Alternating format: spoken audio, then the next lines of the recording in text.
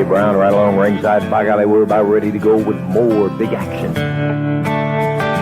Thank you very much, and welcome to Georgia Championship Wrestling. I'm Gordon Sewell, your host, and we have quite an hour in store for us.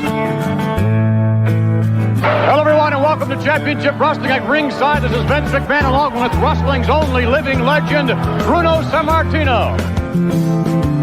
Welcome to this week's edition of Mid-South Wrestling Television. I'm your host, Boyd Pierce, another outstanding card.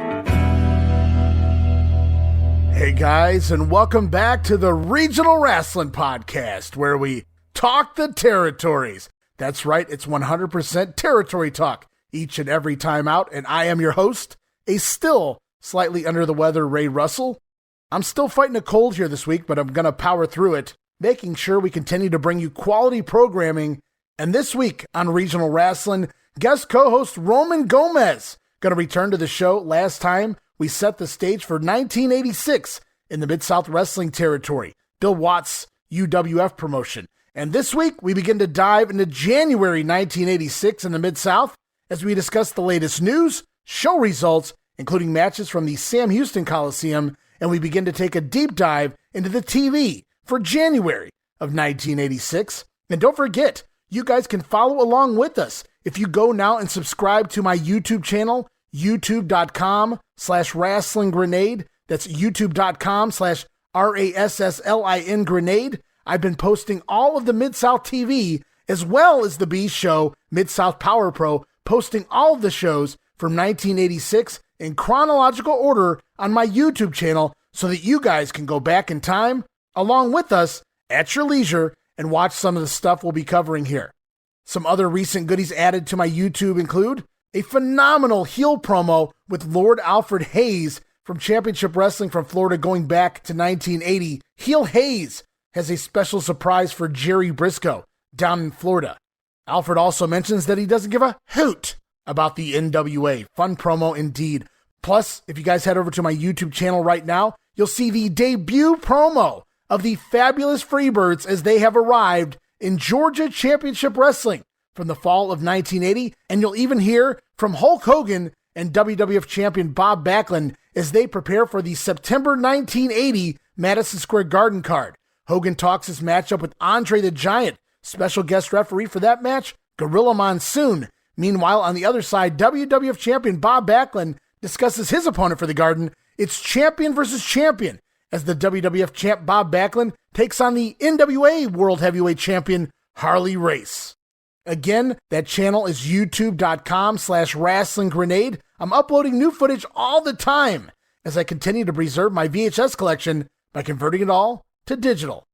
Also, a friendly reminder, you can listen to the Regional Rasslin Podcast as part of the WrestleCopia Podcast Network, along with sister shows like the Wrestling Memory Grenade, where we're in the middle of our 1987 and the WWF project over there. Our latest episode, episode 80, covered May 1987 WWF news and house show results and featured sound bites for more than 50 localized promos. Did you hear me, guys? More than 50 localized promos from Madison Square Garden, the Sam Houston Coliseum, Boston Garden, the Philadelphia Spectrum, Nassau Coliseum, Duluth, Minnesota, Sacramento, and the Arco Arena, and so much more.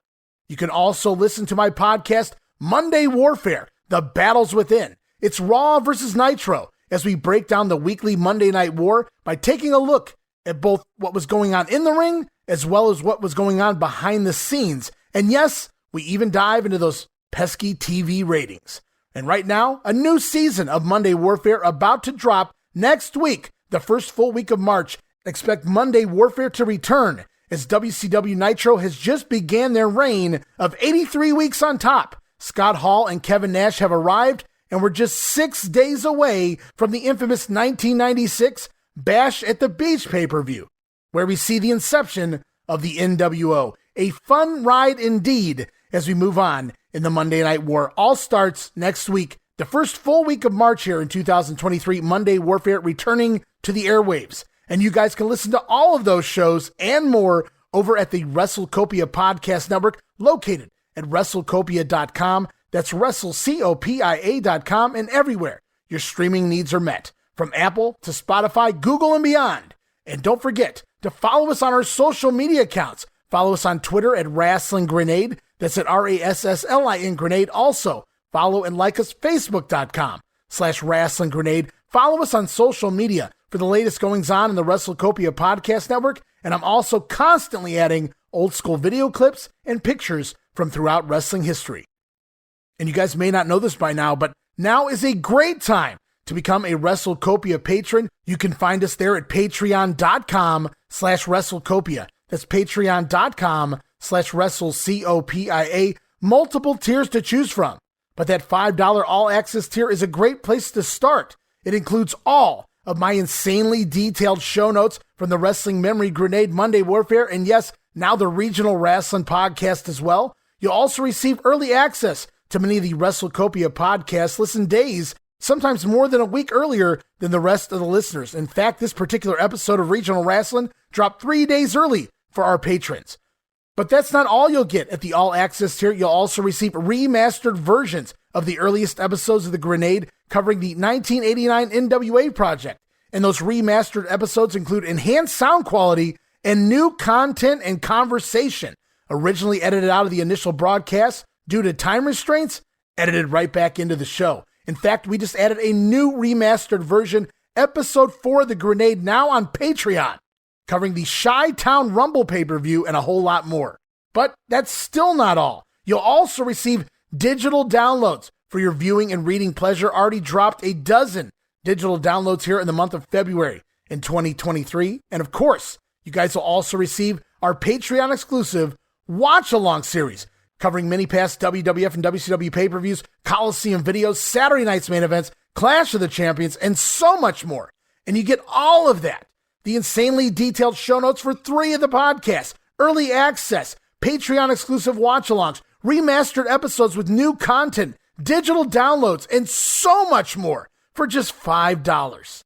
All of that for the low, low price of just $5 a month, guys. And get this, no subscription, cancel anytime, show your support, give it a try for a month, and I think you'll like the content we offer.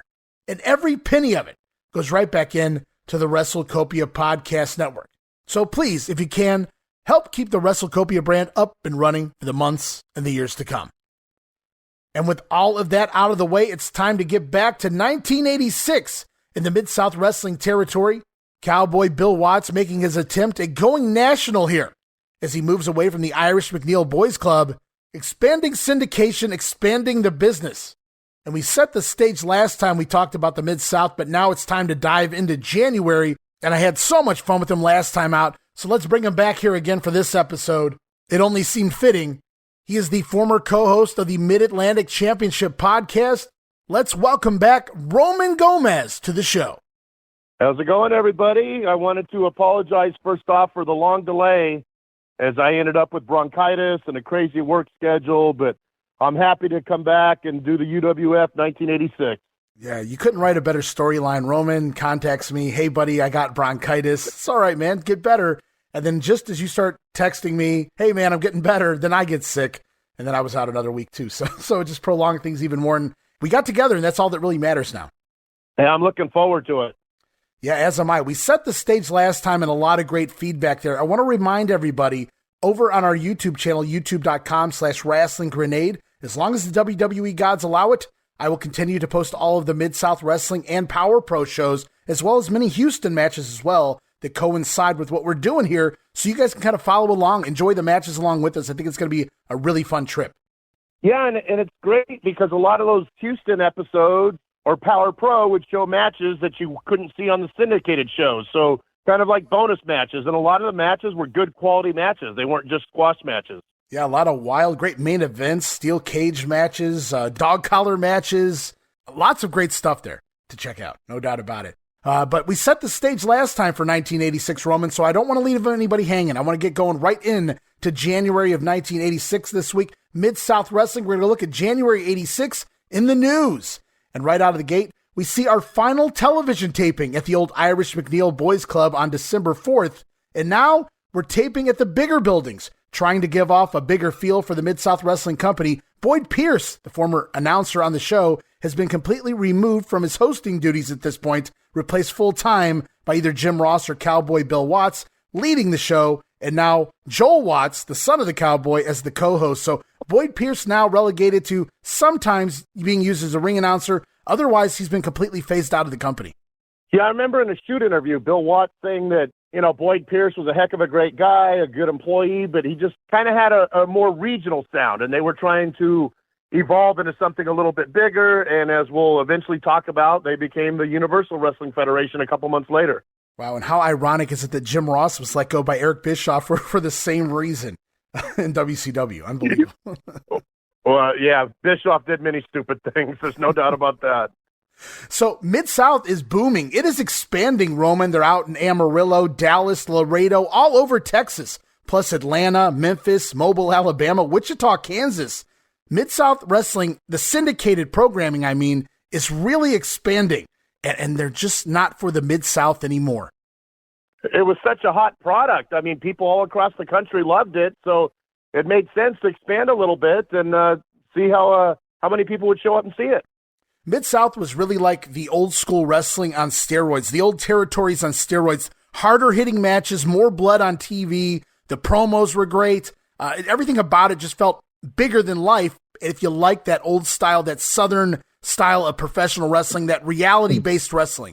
Yeah, and months later, they even had a steel cage barbed wire match with the Fantastics and Terry Taylor against the Sheepherders and Jack Victory. And think about that for a minute. A barbed wire cage match on TV. Yeah, that was not something that was done back then. And I look forward to that when we get there for sure. We also have a brand new booker in town for a couple of months anyway. I'm talking about Terry Taylor. Yes, Terry Taylor agreed to come back to the region as long as he got a chance at being the booker of the territory. We're going to see how that goes over the next couple of months here in the Mid-South region. Also coming into the new year, Hacksaw Jim Duggan is reportedly, quote-unquote, injured on the December 31st Oklahoma City show. Actually, Duggan off to New Japan for the next 3 weeks, but he will return by the end of January. Yeah, Hacksaw was always a big crowd favorite, and those that maybe not have seen him in the UWF and Mid-South days, he was actually a pretty good worker back in '86. And outside of Andre, Vince kind of put the kibosh on his guys going over to Japan after around 86 or so. But here in Mid-South, all of these guys, Dibiase, Murdoch, the Masked Superstar, Duggan, all of these guys, they're going in and out, so they're constantly getting suspended and injured and things like that. It's becoming a very commonplace thing here in the Mid-South so that these guys could take their 3 and 4 week trips over to New Japan or All Japan. Yeah, and it also added credibility as well. When Watts would be on commentary, he could mention that Dibiase had a successful stint in Japan when they did mention that they were in Japan. Right. A lot of times that was just a cover-up, but when they acknowledged they went to Japan, it made his wrestlers credible. Yeah, absolutely. It really did. They're international superstars. Exactly. So we'll move on, and I did a long piece. I really encourage everybody. I'm not trying to shill all of my shows, but I encourage anybody interested in Paul Boesch and the Houston wrestling territory to head over to my Wrestling Memory Grenade show. I just did a piece this week on the WWF taking over that territory in 1987, but leading in, I did 15 to 20 minutes of time discussing about the territory, how it was ran, Paul Boesch, the man, and all of that on the Grenade Show, episode 80. So I'm not going to do that here again on Regional Rasslin, but I do want to mention that the Houston territory, by this point, Paul Boesch had always worked with other territories to bring in talent, but for the last several years here, it's mostly just been Bill Watts and the Mid-South talent coming in with a few of Paul's favorites like the Guerreros and thrown in between. But in the Houston wrestling department here this week, I'm going to talk about December and January. Boesch is out right now. Roman, I don't know if you know this. I don't know if you were checking in on some of the news or reading any of the tidbits heading into the new year, but Paul Boesch just underwent quadruple bypass heart surgery, and it's reported that he'll be out until sometime in February. In the meantime, Peter Burkholz, his nephew, and the Mid-South crew going to have to hold the fort down in Houston for the time being.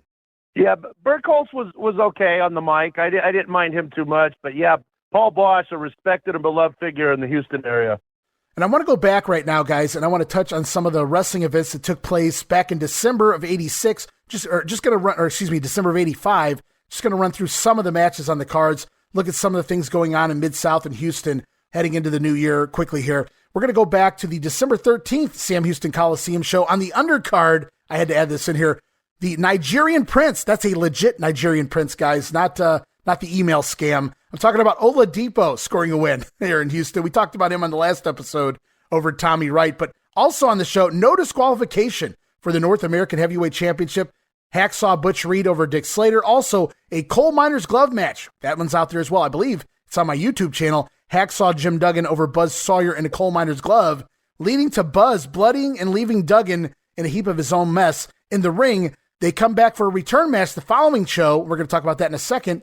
In a dog collar match, and that leads us to December 27th at the Sam Houston Coliseum. On the undercard, Terry Taylor returns, scores a victory over Dr. Death Steve Williams. Jerry the King Lawler comes down from Memphis, gets a win over the Masked Superstar under disqualification. And in that dog collar match I was talking about, well, he is the master of it after all. The Mad Dog, Buzz Sawyer, defeating Duggan this time around. So this feud, too, will continue into 1986.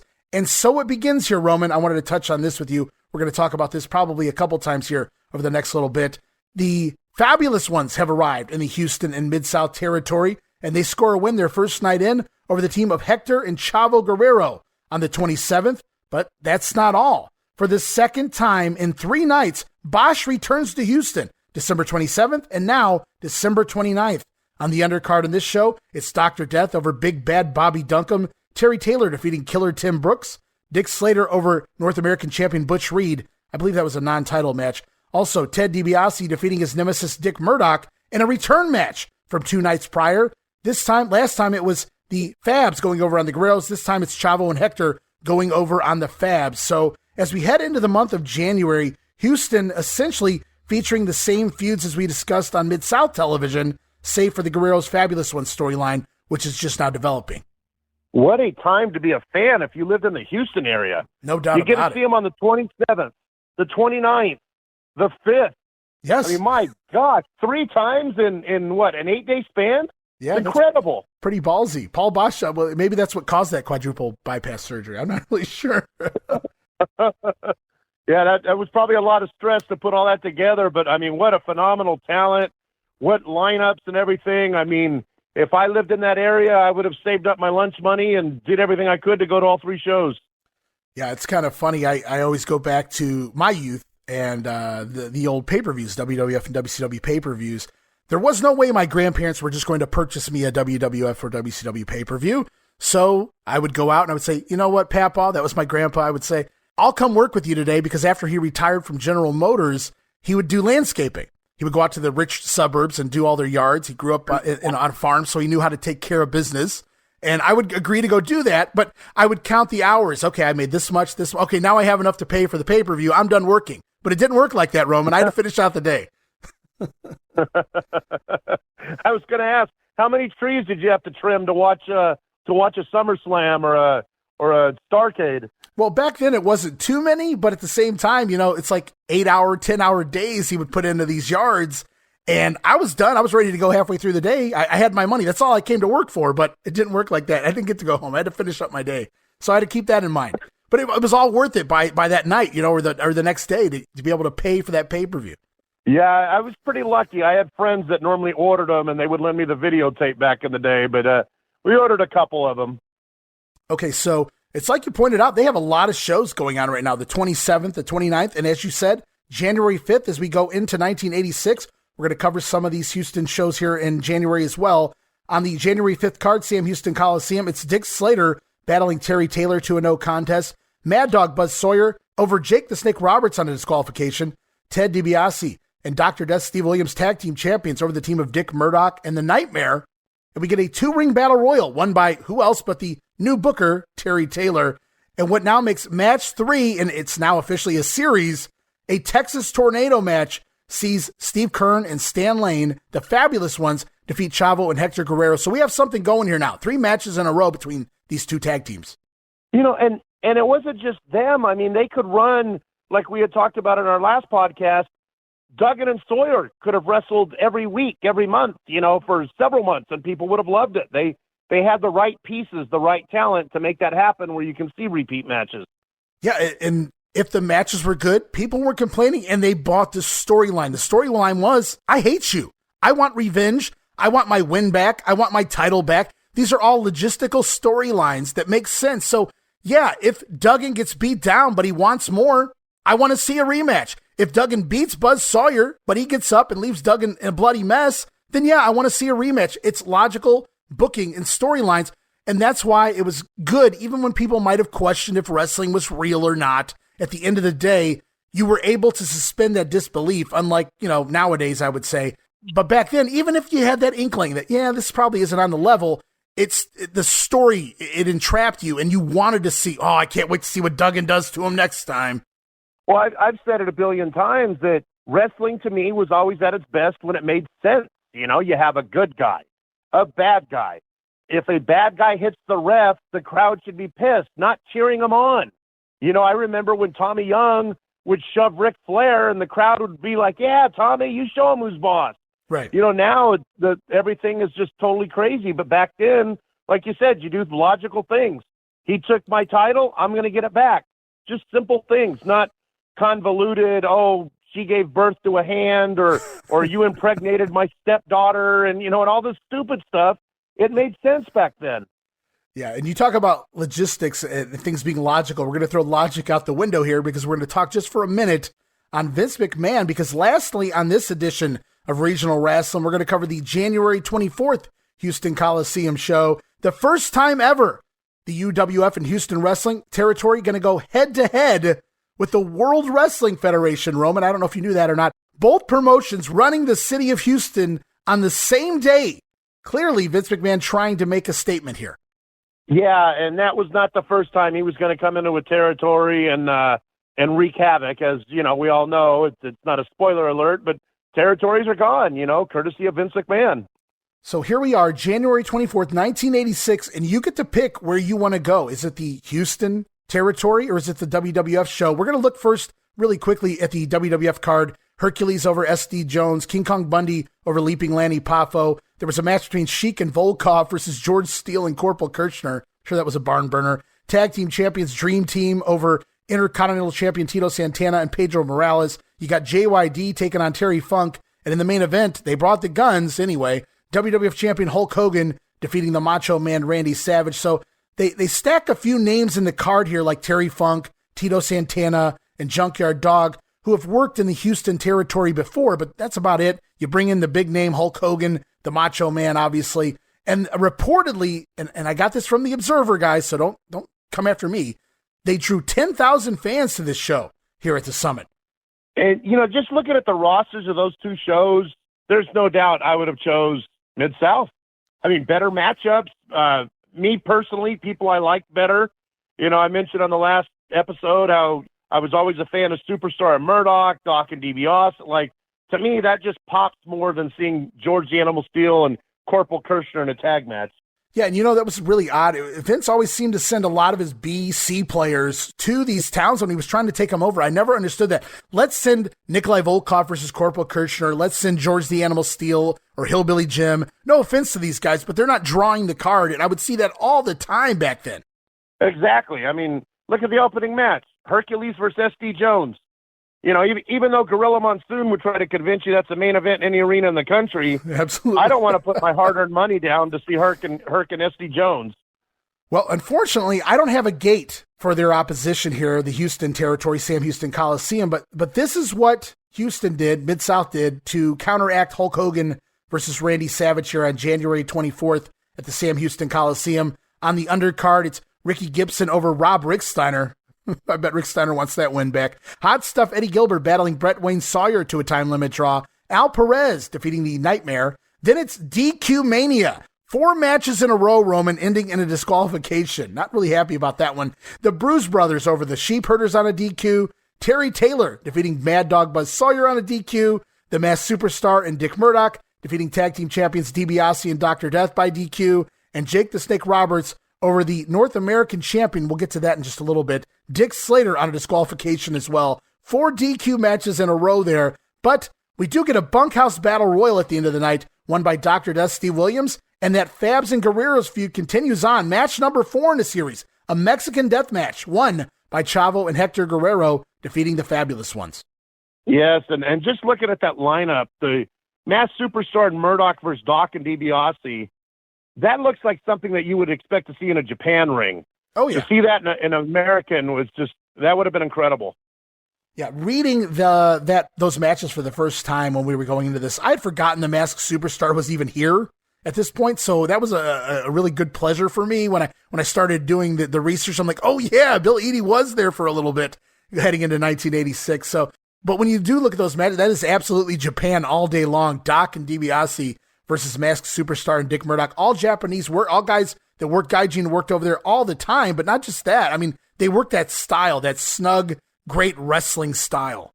Yes, and I think part of the reason you might have forgot about the Superstar, at least with me, is that there was another Masked Superstar. So it kind of diluted the aura, or whatever you want to call it, of the original Masked Superstar, Bill Eadie. Right, yeah, and we're going to get into that on the TV episodes as well. So we'll stop there for Houston this time around, and we'll pick back up the next episode, Roman, with January 31st at the Sam Houston Coliseum. A lot of things happening there, and all of the following February stops in the territory as well in the city of Houston. But for now, Roman, I have a few questions for you coming out of these Houston shows. And the first question is, what do you make of the Guerreros and Fabulous Ones feud? Are you digging it? Do you think that they gel well? A lot of people might see that Steve Keirn and Stan Lane don't work the style of the Guerreros, but they fail to realize the Guerreros can work pretty much any style. I liked it because both of them were legit tag teams. They weren't just people thrown together and, hey, go out and have a match. They were legit tag teams. And for me, as a fan of the Fabulous Ones that used to see them in person, it's still kind of weird to see them as heels. You know, I was so used to them as the baby faces that would, hug everybody and stick around after the matches and sign autographs. So to go back in time and see them as heels, even though it's been a billion years, it still seems weird to see them as heels. Yeah, and I should have pointed that out. The Fabs did come in as the heels. The Guerreros working baby faces here. It's very unique to see the Fabs working as the heels and some of the things they do. And I should point out, this is match number 4 in a match of, there's like 6 or 7 matches here in the series that culminates by the end of February. So this is going to continue on into the next month as well here in Houston, but it's only a Houston feud. This is the only feud going on right now in the Houston territory that doesn't transition over to the Mid-South region. And that's a shame because people that didn't get Houston TV back in the day, I mean, they probably would have got a kick out of this. They had the loser gets painted yellow match, and then, of course, all the stipulation matches, the Texas Tornado, etc. If they had done it on the syndicated show, I think people would have popped for it.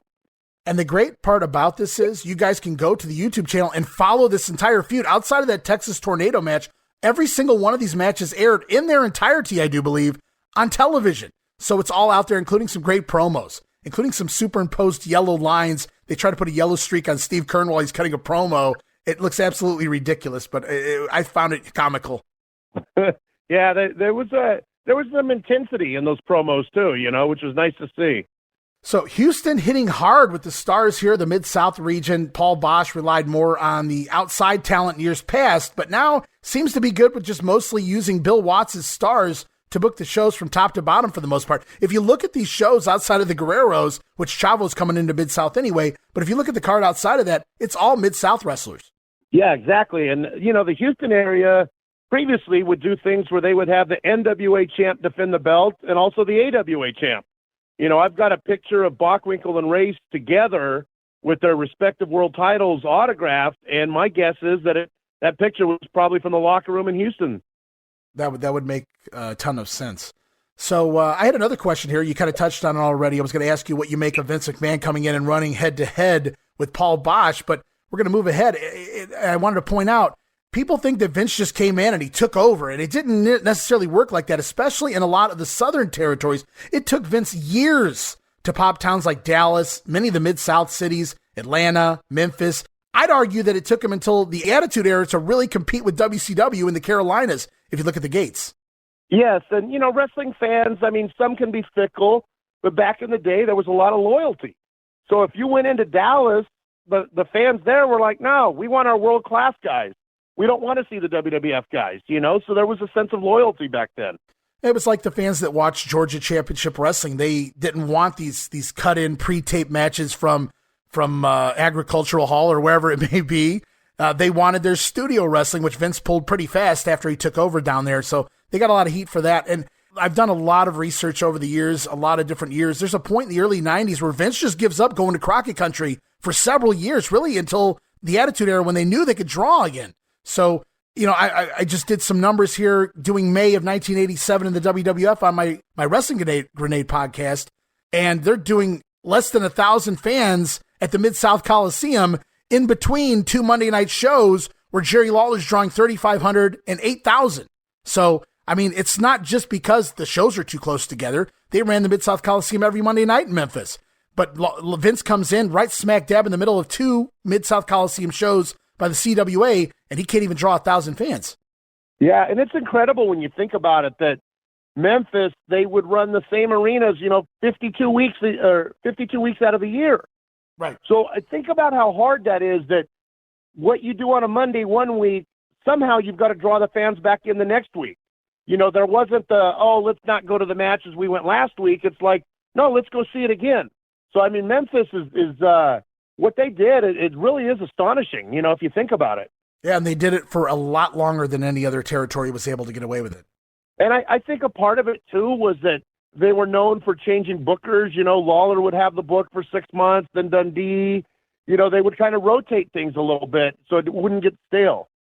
All right, guys, we're going to move on. You guys are here to hear us talk about all of the Mid-South TV throughout 1986, and that's where we get to here at this point in the show. We're going to kick things off here in just a moment. January 4th, 1986 on Mid-South Wrestling Television, taped at the Tulsa Fairgrounds now. The Tulsa Fairgrounds Pavilion, Tulsa, Oklahoma, back on December 18th, 1985. It's Jim Ross and Joel Watts on commentary now. And this show, Roman, it kicks off hot. It feels big right out of the gate here. They're really trying to do something special. We kick things off.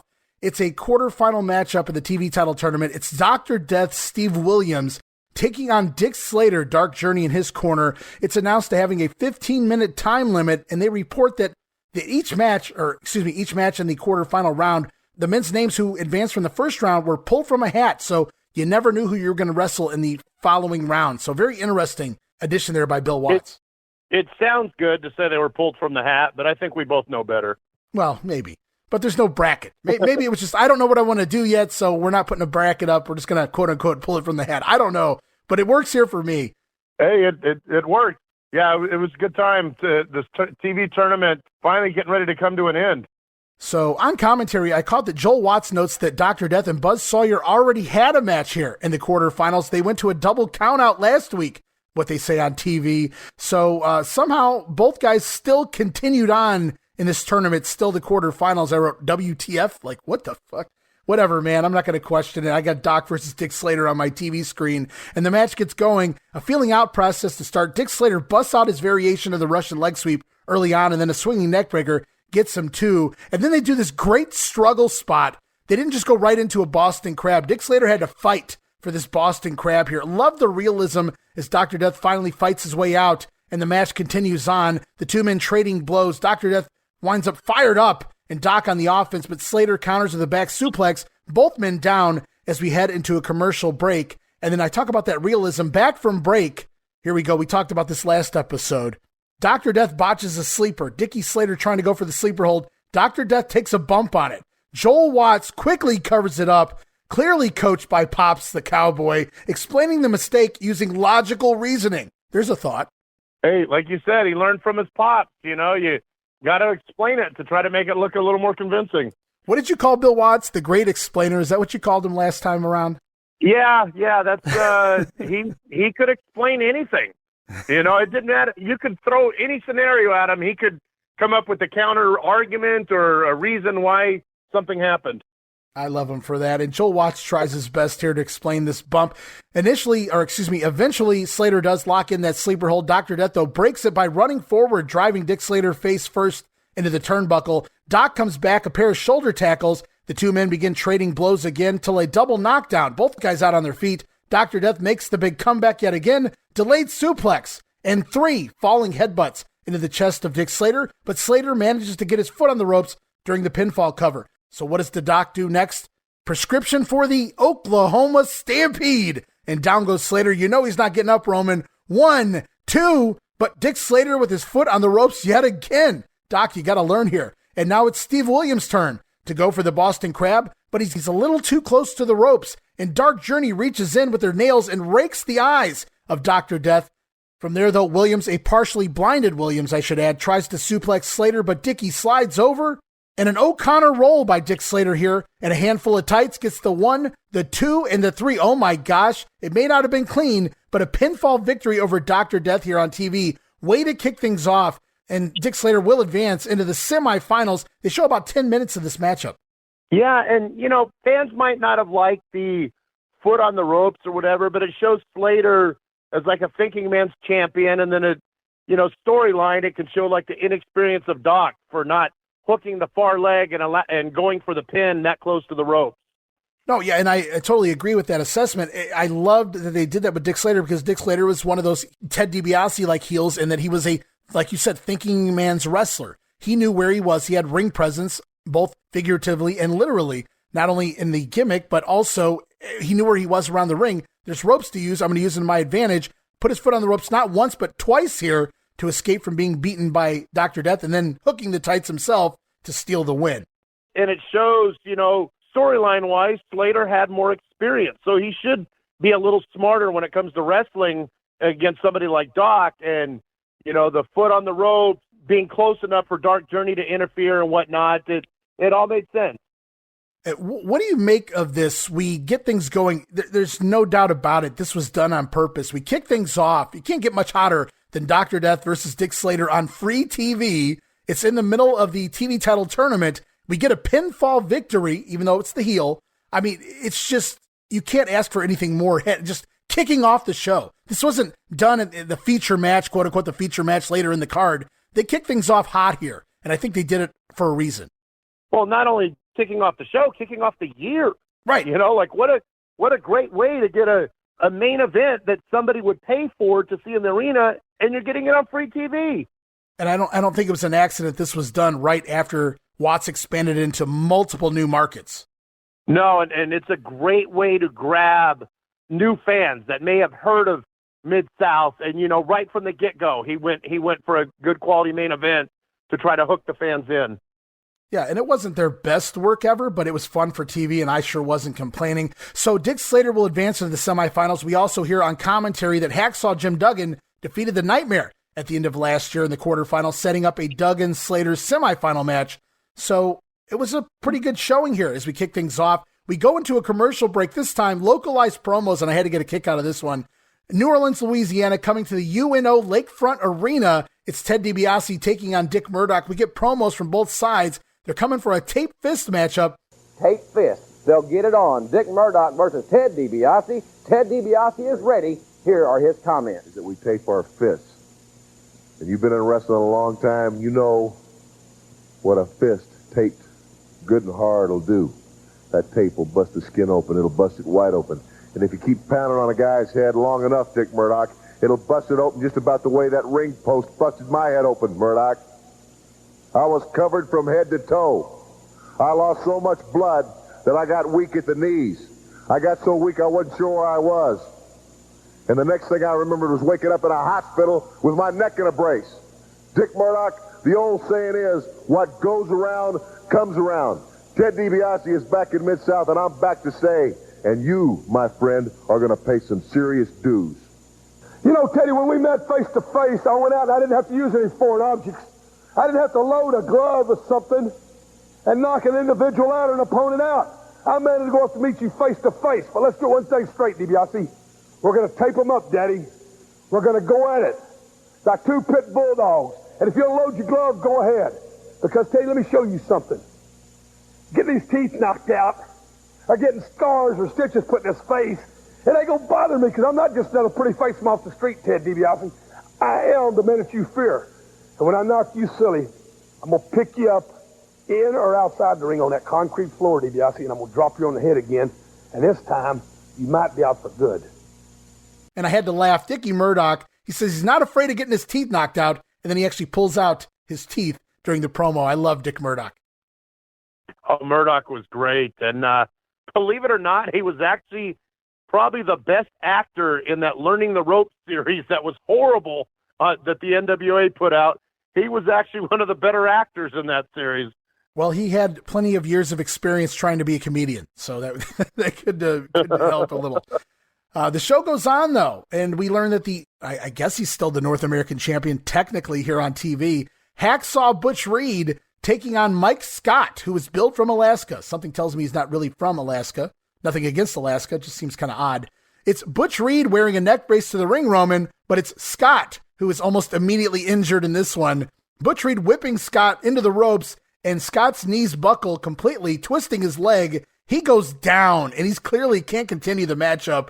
Butch Reed walks over, says something to him. He speaks to Scott. Scott hobbles up to his feet just long enough to take the flying shoulder tackle of Reed. Butch Reed going to get the win here in a minute, but Mike Scott definitely injured, so something went wrong there on that whip off the ropes. Yeah, and it made sense, too, to have it be a short match since Reed, had the neck brace. So it wouldn't make sense for Reed to go to a 20-minute match or anything. He wanted to get the match over quickly. Now, something tells me they probably had 2 or 3 minutes worth of time planned here, but there was no way this dude was going. I mean, he went down. His knee was not good. Like you said, though, they had to sell Butch Reed's injury anyway as well, so it made sense to take it home fast, but Scott clearly injured during that matchup at the beginning of the match, unfortunately for him. Gets his one big shot, and that's all he can do with it. Unfortunately, things happen. Yeah, like Dr. Death said, it's not ballet, brother. You got that right. Show goes on, and for now, they're billed as the tag team champions here on TV. It's Hot Stuff, Eddie Gilbert, and the Nightmare, Sir Oliver Humperdinck, still in their corner at this point, taking on the Bruise Brothers of Porkchop Cash and Mad Dog Boyd. So Gilbert and Nightmare are billed as the tag team champions here, even though the titles have technically changed hands back on December 26th. We'll talk a little more about that as TV develops. But as convoluted as and Memphis-y as the Bruise Brothers gimmick was, the gimmick, it just worked for me. The Soul Man theme, the gear, the suitcase with the ridiculous drawn-on label. I loved watching Porkchop Cash enter the ring here. Mad Dog Boyd, not so much. Really missing the Dream Machine in this one.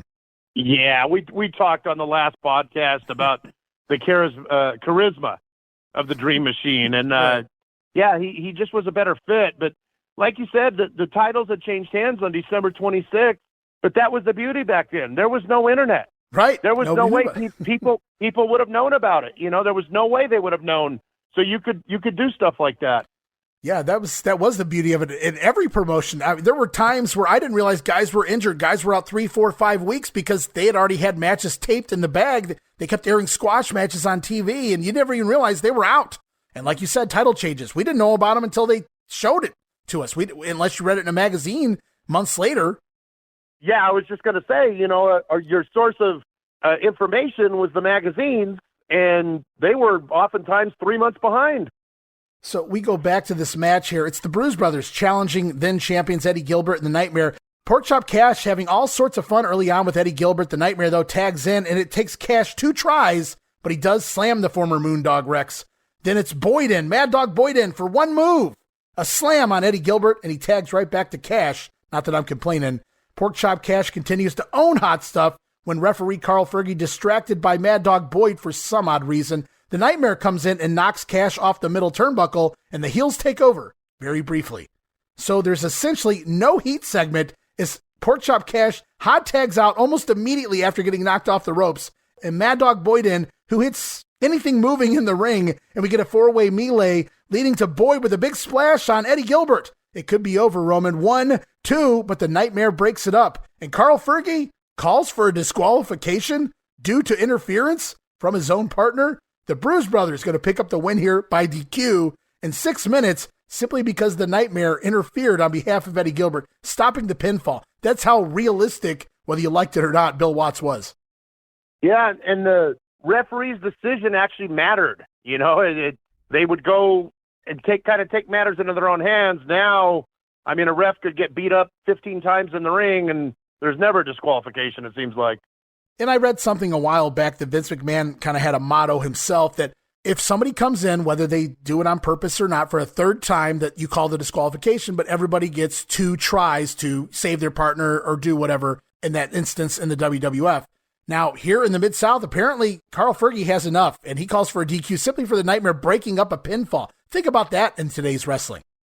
Yeah, it wouldn't make sense today because now it seems like every tag match is a Texas tornado, whether it's called that or not. And the Bruise Brothers pick up the win on a DQ here. They celebrate by Eddie Gilbert getting splashed yet again post-match by Mad Dog Boyd one more time, and the Bruise Brothers make their own 3 count. Lucky for us, they don't win the tag team titles. It'll go to Doc and Dibiase before too long here. And it's back to more localized promos upcoming in New Orleans, Louisiana, January 13th. Matches like Dick Murdoch versus Ted DiBiase, tape fist. Also, We get promos here from Dick Slater versus Jake the Snake Roberts. Terry Taylor also back in the territory talking about wrestling Lord Humongous here. Humongous going to finish up here soon. Now, ladies and gentlemen, on Monday night, January the 13th, 7:30, Lakefront Arena, Jake Roberts will challenge Dick Slater, the new North American champion, Dick Slater. He won the title on New Year's Day in Tulsa, Oklahoma. At this time, let's hear these comments from the man with a DDT. You see, a guy like me, a guy with my background, a guy with my lifestyle, a guy with my habits, doesn't get a lot of shots at the National Heavyweight Championship. Now, Dick Slater, everybody knows how tough you are. Everybody knows what kind of man you are. And Journey, she does look fine. I'll let you know that right now. But see, she has nothing to do with this. You are the champion for a short time. You see, because when you step in that ring with the Snake, oh man, nobody's going to take me out. There's a long list of fools that thought they were going to take me out. Slater, I'm coming at you. For the gold, my man, for the gold. Yeah, and now these comments from the new North American Heavyweight Champion. Baby, look at this. Look at this. You know, that looks just about as good as you do. And almost better. Now, let me tell you something right now. I told the people in the Mid-South area when I got here I was going to accomplish something, and now I have accomplished it all. This is the prime title holder of all time. Now, a lot of good men have held this title, but a lot of good men have not put my back down on the mat for it for the 1, 2, 3. And now, Jake the Snake Roberts, the DDT I have to confront to keep this title around my waist. Well, you're not going to DDT me, Jake Roberts, and you're not going to DDT Journey, and you're not going to take this from around my baby's waist because she's going to wait a long, long time. And the big creature Humongous will go against this man, sensational Terry Taylor. I'd like to say hello to all my friends in the Mid-South area. And yes, I'm back, and I'm back to stay. This is now my home, and I'll tell you, when I come back, I guess I picked about the toughest guy in the world to come back against. Humongous, a man who's carved a wake through Mid-South, leaving bodies all over the place because the guy is awesome. Anybody that steps over the top rope and I tell you, he's just taking people apart. The people have seen it. Well, I know if I'm going to redeem myself in the Mid-South and come back in here to do what I want to do, that's regain my place back as a North American champion, I have to start and take care of all competitors at all levels. And Humongous, you represent the ultimate because you are the toughest man around. Everybody's seen what you've done, and I've seen it too. Well, I feel that Terry Taylor is ready. I've never been motivated more than I am now, and I'm ready, and I'm going 110% straight ahead. I have a goal, and you just happen to be standing in the way. That's too bad for you because I'm on my way up. And then it's back to the ring for more quarterfinal action. If you thought Dick Slater and Dr. Death was the end-all, be-all, well, Jake the Snake Roberts, Roman, versus Mad Dog Buzz Sawyer on the same episode of TV. That was something that just blew my mind. As somebody that grew up watching Georgia Championship Wrestling, exposed to those two, and to actually see them in the same ring together, just the mark, the fan, whatever you want to call it, in me was just like really excited, like Jake versus Sawyer. It just, I can only imagine all the time on TBS. Yeah, growing up, like you said, you got to watch both of these guys for quite a long period of time there in Georgia. Yeah, just the thought of those two in the ring, couldn't wait to see it. This is yet also a quarterfinal match, so very confused here, scratching my head. Remember, Buzz Sawyer went to a whatever that was with Doc before double DQ, double countout, so both guys getting a second chance here in the quarterfinals. Not really sure what that's about. Favoritism by the Cowboy, I say. And there's DDT signs and DDT shirts in the crowd here in 1986. And this isn't the World Wrestling Federation. Vince couldn't have snatched himself a bigger deal than Jake the Snake Roberts here in the spring of 86. Well, you know, like we said on the last podcast, you couldn't deny Jake's greatness. No matter what side of the fence they were going to have him on, he was just so cool and so good at what he did. You had to cheer for him. But something I wanted to talk about, we spent so much time talking about Watts as the great explainer. Right. Boy, that is kind of weird how they just kept letting Sawyer advance through the tournament, no matter what happened. You know, it's kind of bizarre. Well, he had his favorites, no doubt about it. I mean, I'm not complaining too much. I mean, I love Sawyer, but it is kind of weird storyline when you see somebody that shouldn't advance, keep advancing. No, I agree with you 100%. You know, as I watched this matchup, I forgot how fast Jake Roberts could actually move pre-WWF. Buzz Sawyer, though, talk about moving fast, rushing into the corner early on. Jake moves out of the way, and Buzz Sawyer goes, I'm clocking it at 100 miles an hour shoulder first into that steel post. Boy, Buzz Sawyer didn't do anything at less than 100% in that ring. Jake then naturally works the arm. Good psychology there. Then tries his own charge into the corner, but it's Buzz Sawyer who sidesteps this time, and Jake goes flying out onto the concrete on the outside of the ring. From there, the Mad Dog suplexes Jake back into the ring to take control, but Roberts escapes a chinlock with a nasty-looking jawbreaker. Jake then fires up with jabs and a big knee lift on the Mad Dog, but Buzz Sawyer to the ropes and blocks the DDT, countering the DDT by holding those ropes. Very smart. Then Sawyer backdrops his way out. Jake, though, goes over the top rope out to the floor, causing yet another disqualification. Now, many fans may remember in WCW for a very long time, it was a DQ to throw your opponent over the top rope. Same way here in many of the other territories, including the Mid-South. Yeah, I was never a big fan of that rule, and I understand it, because not every territory had the padded blue mats on the outside or whatnot. Right. But just thinking about Jake, we were talking about the greatness of him. He's known for the DDT, but damn, his knee lift was freaking impressive. I mean, it definitely compares with Mr. Wrestling 2. His knee lift could have been a finisher. It was that good. Oh, and I agree with you totally. In fact, I just did a May 2nd, 87 edition of Saturday Night's Main Event. I encourage you guys to go watch the opening match on that show. It's Jake and Kamala. And at the finish of the match, Jake lures Kamala around the ring. He chases him around back inside. Jake catches him with a really great knee lift, but it doesn't in there. Kamala's still staggering around. Jake goes up to the middle rope and somehow manages to hit a knee lift off the middle rope. That was just absolutely amazing. Kamala obviously taking the bump after that one, but really cool to see somebody be able to jump off the ropes and kind of lay in a knee lift and make it look real, legit. It looks so cool. Yeah, if anybody could do it, it was Jake. I mean, he was such a phenomenal talent, during this time. And Jake will advance now into the semifinals as well of the TV title tournament. As we go on, we get a standby match. All the big matches out of the way, but there's more action here. Lord Humongous still here in the company for the time being.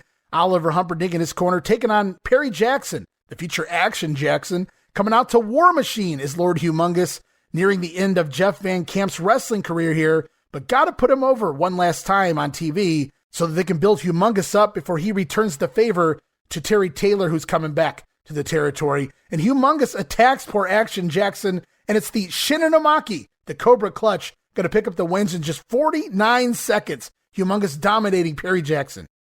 And that's the way it should have went.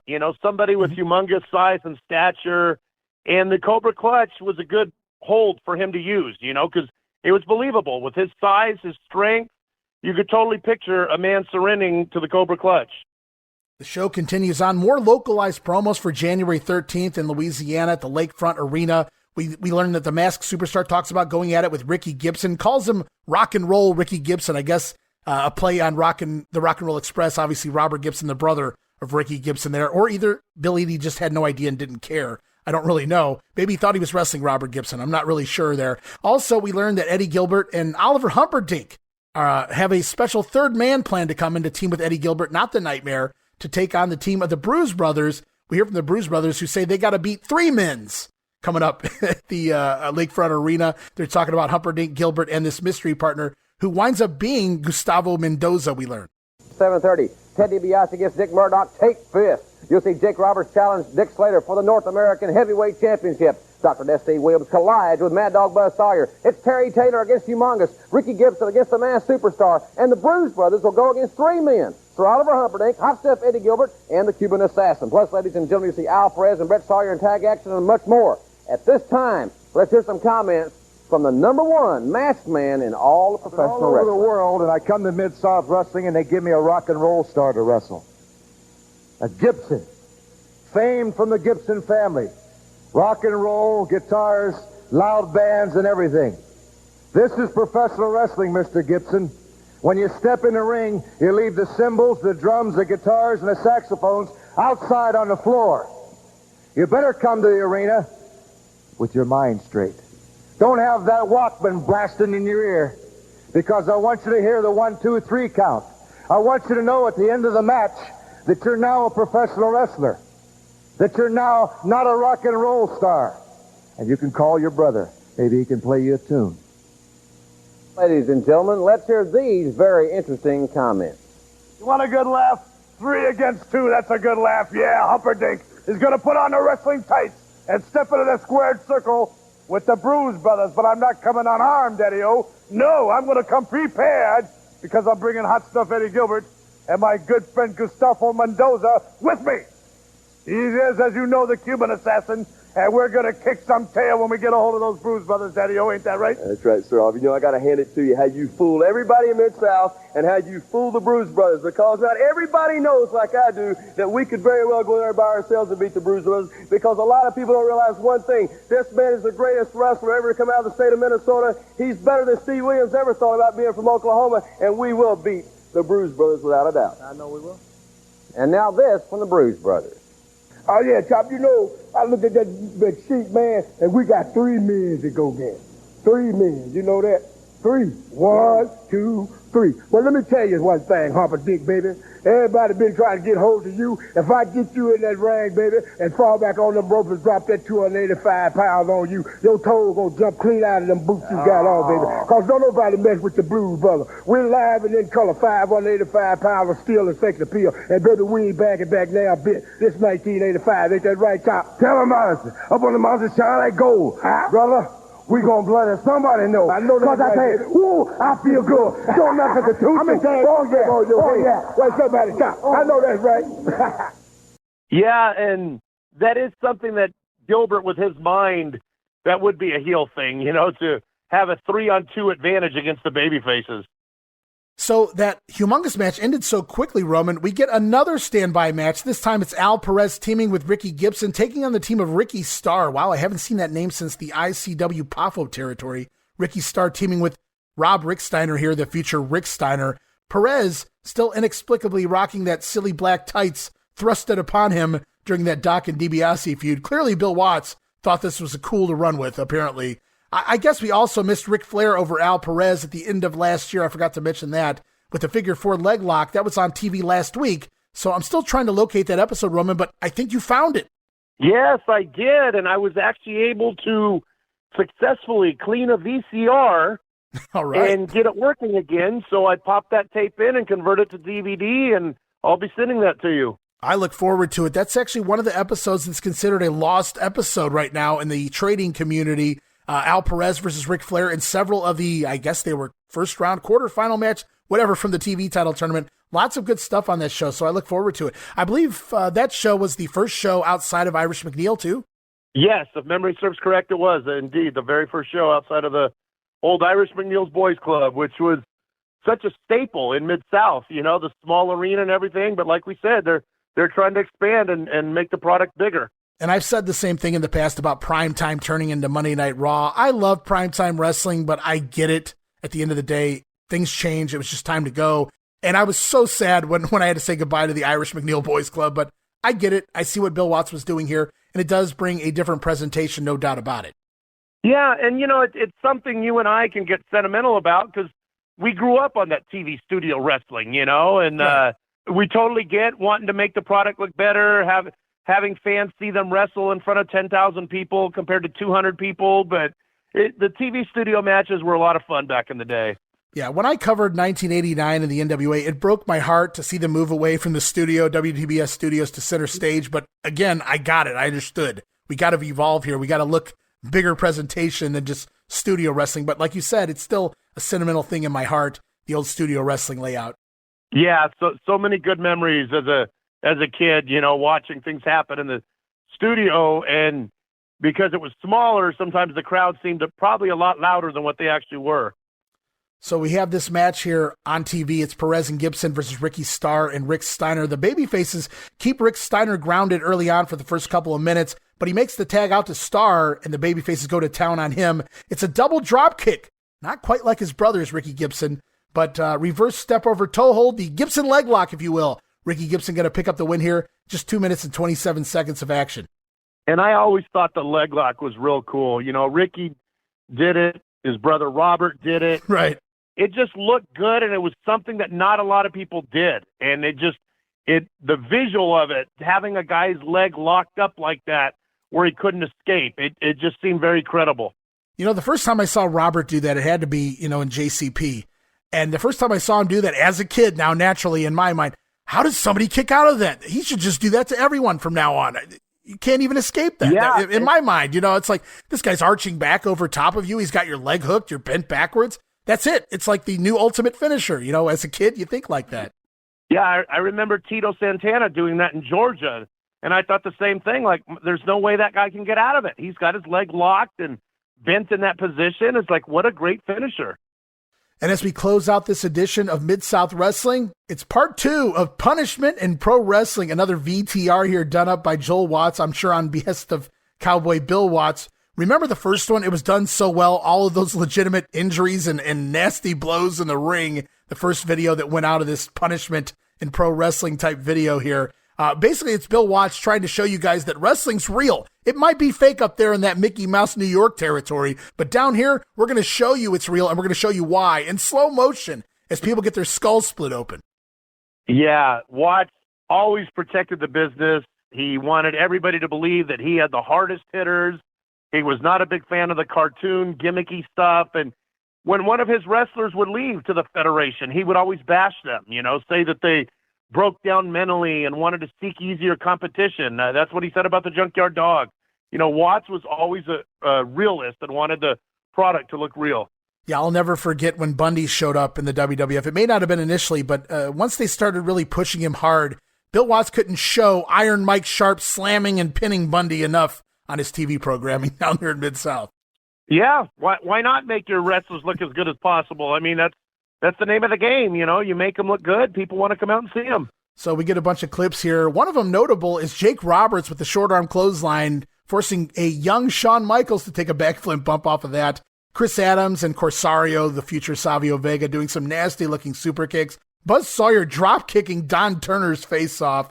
Wahoo McDaniel, did you catch that when he gets the cane and it looks legitimate? He cracks the cane literally over the top of the head of Eddie Gilbert and the Nightmare. Some really fun stuff here in this little video, but I by the end of it, I felt like they started to reach. We started seeing a little more worked stuff in this. Bill Watts was running out of footage of realistic, not that I'm saying that he needed to. There's a lot of hard hitters here, but it was like, all right, Bill, we've seen enough of this. I get it. You guys are real. Yeah, it would have been nice in moderation, but Wahoo was one of those guys, like I had mentioned with Bill Eadie, like, if you had a friend over watching wrestling, they wouldn't look at Wahoo and go, he's phony. You could hear his chops. You knew Wahoo was physical. So it made sense to show Wahoo in this video piece.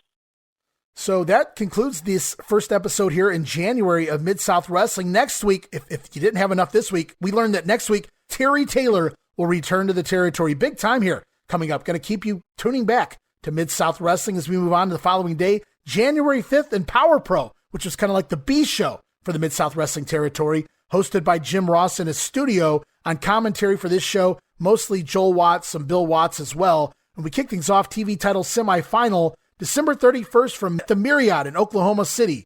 It's Dick Slater with Dark Journey taking on Hacksaw Jim Duggan. Slater mostly in control for this one. Really good matchup.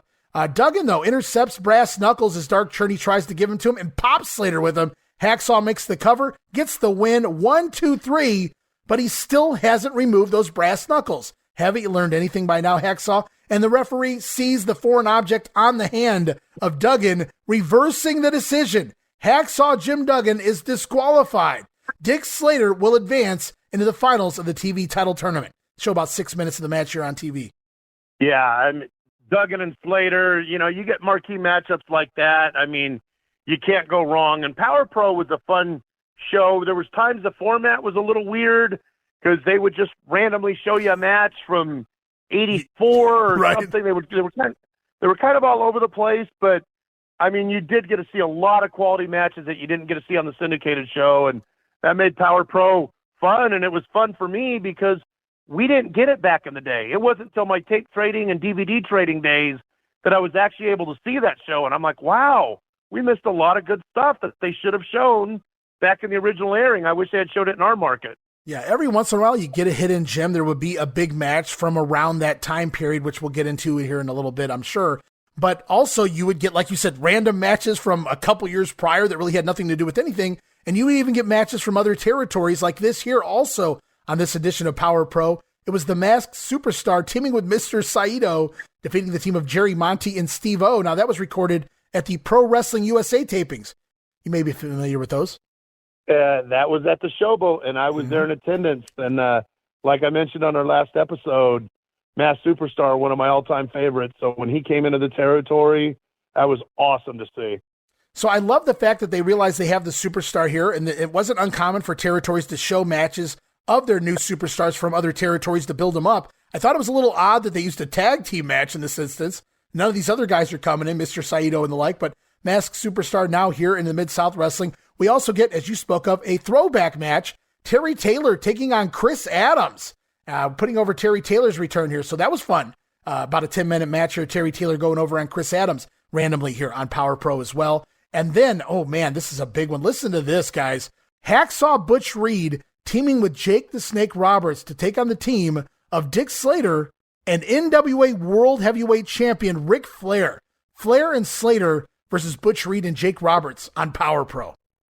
Talk about an all-star matchup. And then just to see Flair go into the other territory, that was something that was beautiful back in the day, is that you could see Flair on a show other than NWA. You know, they would be affiliated with Mid-South, so when he would come in there, or World Class, to see the traveling world champion Ric Flair go into another territory was always a big thing for me.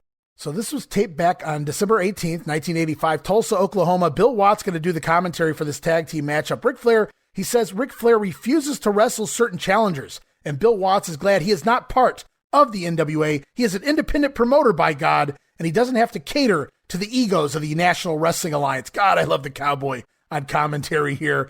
It's North American champion Butch Reed taking on the world champion Ric Flair to start things out.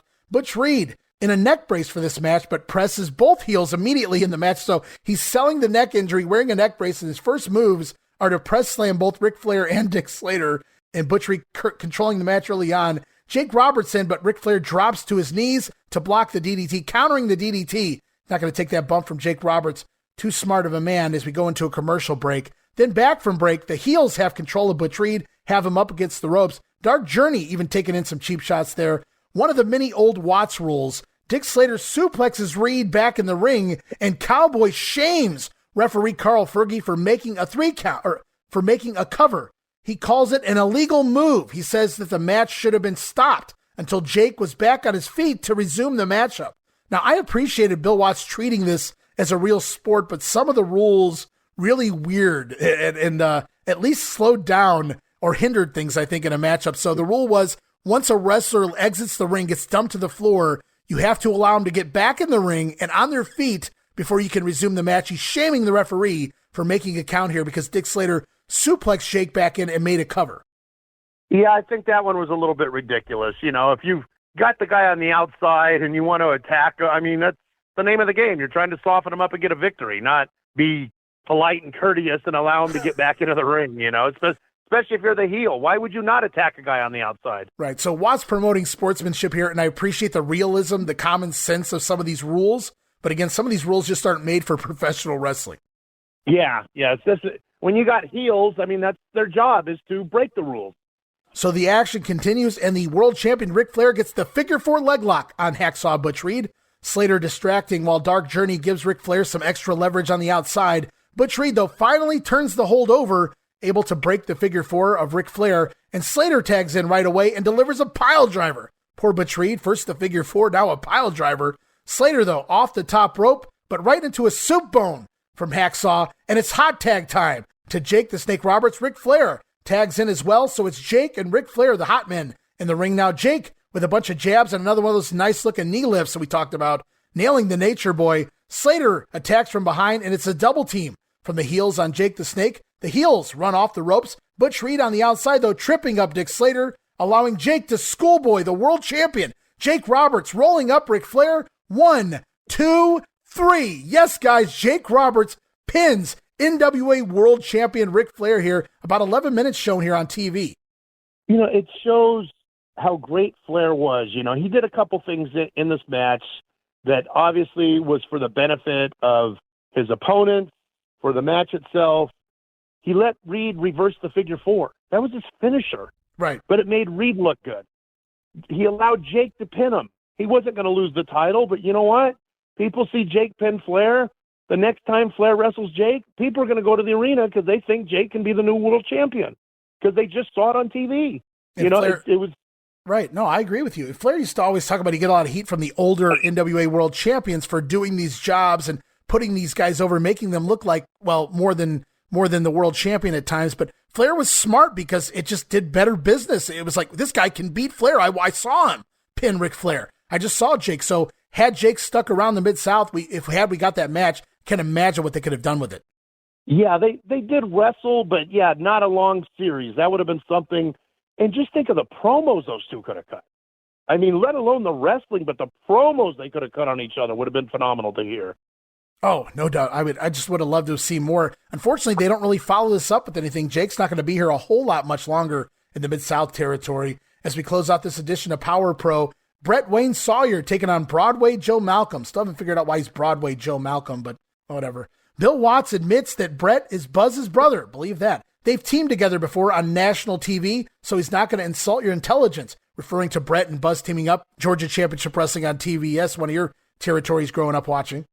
Yeah, and, we'll always remember Brett, like you said, as being the national heavyweight champion, but right. his claim to fame, let's face it, was being Buzz's brother. If it wasn't for being around where Buzz was, Portland or Georgia, I don't know that Brett would have been as successful as he was, particularly in those two territories. He gets thrown a bone here and works most, I believe, of 86 here with Bill Watts, though. Yeah, he was definitely throwing a bone. He was not a bad worker, but nobody would have gave him any kind of even probably a mid-card push if it wasn't for who his brother was. And Bill Watts, the great explainer yet again, he goes on another reality-based rant here. He says, Brett supports his brother Buzz, even though he doesn't agree with the things that he does. You can love your brother Roman, even if you don't agree with him. Explain away the fans' questions with the most logical answers ever. Sometimes simplest is best. Bill Watts does it better than anybody. And he claims Brett Sawyer here is rumored to be part of a upcoming junior heavyweight title tournament that we never see in the Mid-South. Brett Sawyer climbing to the middle ropes in this matchup, though, somehow manages to connect with a splash more than 3/4 of the way across the ring from the middle rope. I wrote barely. Easy win though for Brett Wayne this week. Picks up the win in about 4 minutes time over Joe Malcolm to close the show. Yeah, and you started to say Hacksaw. He was actually Hacksaw Sawyer in Portland, so you were on the right track. Yeah, too many hacksaws here in the Mid-South. Throwing me off. We roll on to the following week, Roman. January 11th TV, tape back January 1st, so we're now in 1986, also at the Tulsa Fairgrounds Pavilion, Tulsa, Oklahoma. This week, it's Joel Watts and father, Cowboy Bill Watts, on commentary. How nervous do you think Joel was here? Oh, yeah, he was probably shaking in his boots. I don't think Watts would have let things slide just because it was his son, No, definitely not. Probably Joel, even worse, I would think. Yeah, I was going to say, if Joel screwed up, he probably had the hammer lowered on him a little bit harder. So Bill Watts explains right out of the gate, syndication is expanding even more. Mid-South Wrestling is the #1 syndicated sports show in America. And our new tag team champions are Ted DiBiase and Dr. Death Steve Williams heading into the new year. Also, we learned that Dick Murdoch is suspended for 45 days. In reality, he's gone to New Japan from November and December, but he's already back here in January. Yeah, it's always great to see Murdoch, and him coming back is only going to make things better. So we go back in time. We saw this on Power Pro. It's a clip from the Myriad, Dick Slater defeating Jim Duggan in the semifinals of the TV title tournament to advance on. So it looks like heading into the finals, it's going to be Dick Slater, now the North American champion Dick Slater. We're going to see that in just a little bit, taking on Jake the Snake Roberts. And the finals will air right here next week on TV. And so glad they didn't have a double champion again, because that was the whole reason for the tournament. That would have been kind of silly. Yeah. Oh my God, I can't believe that. I can't wait to talk about that. We'll get into that in a little bit, I'm sure. But we go to the ring, and this is done a little bit better than the old Reeser Bowden promos, I think. But Jim Ross in the ring for an interview, probably because of a lot bigger crowd here, I guess, with the new Mid-South Tag Team Champions. I'm talking about Ted DiBiase and Dr. Death Steve Williams. And after the injury Ted DiBiase suffered, nearly ended his career, he said, he realized all the money and accolades in the world mean nothing without his health. And to his surprise, he had a lot of the fans' support here in the Mid-South, thus turning Ted DiBiase babyface. So they're happy to see him back, regardless of the things he's done in the past. Ted then thanks Dr. Death for being by his side, and he hopes that they can be the People's Champions here in 1986. Jim Ross talks Dr. Death coming upon an auto accident recently. Have you heard this one, Roman? Where two people, I believe it's 3 people, it was 2 people lost their lives, but Dr. Death and Rick Steiner tore the door off the vehicle and saved the passenger's life in the back seat. Doc then sincerely on the interview asks the fans to please buckle up no matter how long or short the drive is. So very serious, very somber Dr. Death when talking about this, but it's real. It's in the newspapers. It's out there.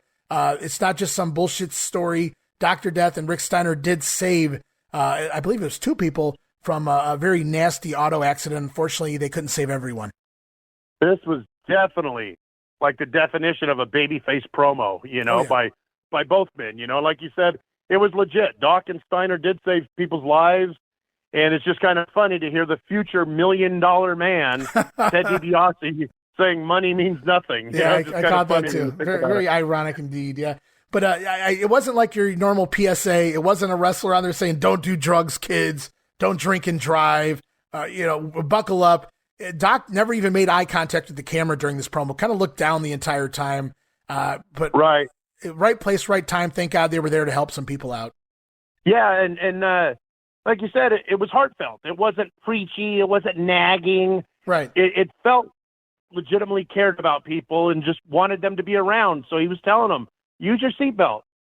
So they cut their big babyface promo now that DiBiase's back from Japan or back from his injury, depending on what you want to believe. And here we are. It's our new hero tag team champions. Ted DiBiase and Dr. Death slated to take on J.R. Hogg and Sean O'Reilly. Hogg worked some in the Central States in the WWA territory before this, and looks like a fatter Moondog spot to me is the best way I can describe J.R. Hogg here.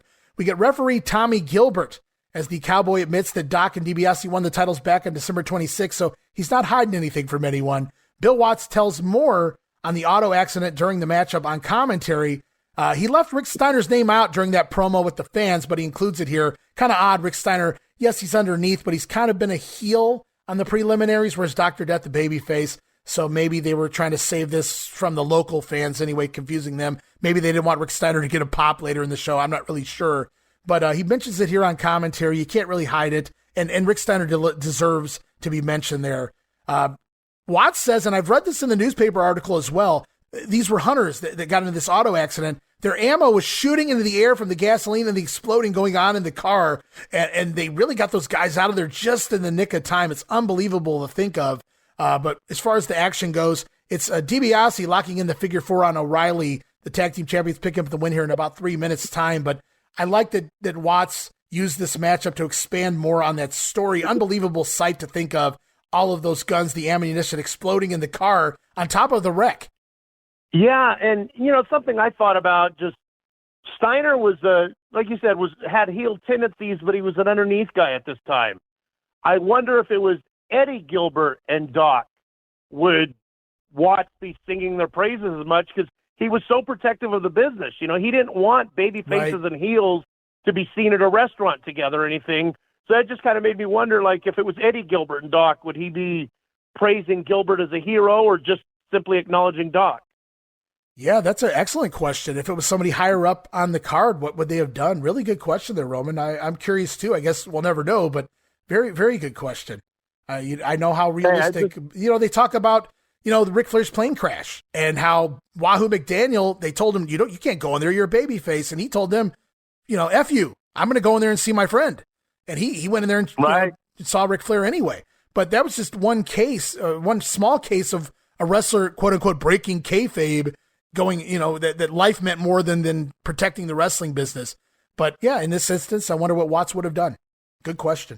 Yeah, and you mentioned Flair's plane crash. Mr. Wrestling Tim Woods was on that flight. Right. But, you couldn't have a baby face and a heel, so when the reporter asked about the name or whatever, they gave him a different name instead of Tim Woods, because fans would have been like, well, what's going on? Why is the heels hanging out with the baby face?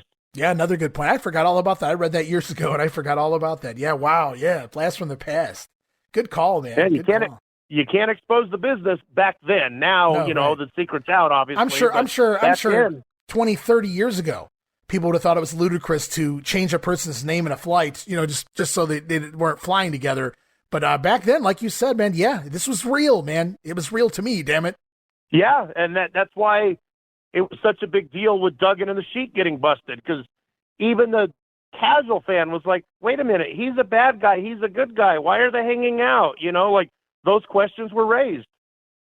The action continues on here on this episode of TV, however. It's Buzz Sawyer in the ring taking on Perry Jackson this week. I haven't even watched the match yet here, and I feel bad for Perry Jackson knowing he's going in against the Mad Dog. Let's see what happens. Buzz Sawyer immediately attacking Jackson, rubbing his face across the mat. Classic Buzz Sawyer. Then lights him up with some nasty chops before finishing him off with a power slam. Only takes 1 minute and 11 seconds for Sawyer to put away Jackson, but I'm sure Perry remembered that match for a while. Post-match, Mad Dog drops a trio of elbows and chokes away at Jackson as well, but he's not done yet, Roman. Nope, Mad Dog going up top for a big flying splash, putting an exclamation point on this matchup, and then bites at the throat, not the head, the throat of Perry Jackson like a Mad Dog. Knowing Buzz, all the stuff after the match was probably improv. I have no doubt about that. He was freaking crazy. Yeah. He was freaking crazy. I remember him power slamming jobbers on the concrete. Yeah. In the NWA. And that was very famous for those nasty spots in Georgia in the studio. Oh my God. Yeah. I mean, where you would hear a thud. And I'm like, wow, did you really have to do that to the enhancement guy? Yeah. Buzz took advantage of a lot of guys throughout the years, no doubt, especially the enhancement guys. Yeah, it's one thing to make it look real and have it be snug, and it's another thing just to be an a-hole, and that was Buzz Sawyer. That was Buzz the Sawyer. latter more than the former. No doubt about it. But hey, man, as a fan just watching, damn, that was some good stuff. Oh yeah, I mean, I never went to the kitchen to get a drink of water or anything when Buzz Sawyer was on the TV. That's for sure. Well, and then he got what he wanted out of it, I would imagine. We head back to the ring. Jim Ross back inside for another in-ring interview, this time with Dick Murdoch and the Masked Superstar. For those of you who don't know much about this era in the territories, that would be the future Demolition Axe. Masked Superstar now here where the best talent is, he says. He says he's going to be a janitor and clean up all the trash out of the Mid-South Wrestling for Dick Murdoch so that he can focus on his goals. Masked Superstar isn't a man of many words. He says he'll do his talking in the ring. Meanwhile, Dick Murdoch tries to speak, but he gets insane heat here from the crowd in Tulsa, not fans of Dickie Murdoch, the Texan. And the Masked Superstar has arrived, and they kind of build him up as sort of not necessarily a bounty hunter, but he's here to do Murdoch's bidding. Yeah, and we talked about on the last episode, as great as the Masked Superstar was, somehow he just didn't fit here. And it's mind-boggling because he could work with anybody, and he just somehow seemed out of place in the Mid-South territory. Yeah, he stuck out like a sore thumb, and there's no real reason for it. He could work with anybody. He could certainly main event with Dibiase or Doctor. He could have had a great match with any of these guys. He could talk, so I just don't know what it was, but he never really clicked here for me. Yeah, we are on the same page, both fans, but somehow he seemed out of place, and it's weird for a guy that was just such a phenomenal talent. And much like the last time we saw the interview into the tag team match at the beginning of the show, we do it again here. This time, Dr. Death and Masked Superstar morph into a match here against Tommy Wright and Steve Dahl. That's the future Steven Dunn, and well done in the WWF. Steve Dahl also had a hell of a long run there with Rex King all around the independents, down in Texas, up in Portland, all over the place. But Dahl is wiped out immediately in this matchup, and the Masked Superstar busts out the swinging neckbreaker. Yes, that swinging neckbreaker, the one that would eventually cost Bob Backlund the WWF title, if you believe the storylines in the WWF. Yeah, and also put Eddie Gilbert in the hospital, when he did the swinging neckbreaker out on the concrete. Yeah, on the concrete. Put Eddie Gilbert out, and Eddie's here now. Eddie should have came for revenge right here, right now, huh? But so he busts out his swinging neckbreaker here on Wright, but pulls him up from the cover. 1, 2, and pulls Wright up. Now, how's that not a disqualification in Bill Watts' world? And Dick Murdoch comes in, adding a little more insult to injury, a little more injury to injury here. Brainbuster by Murdoch on Tommy Wright, going to pick up the win in just 1.5 minutes. Good tag teaming here by Murdoch and Superstar, but again, they just feel out of place. Yeah, and that's something too, just hearing you talk about it and just visualizing them pulling up the enhancement worker to administer more punishment when they could have pinned him. That was such a subtle heel move that used to be done a lot back then.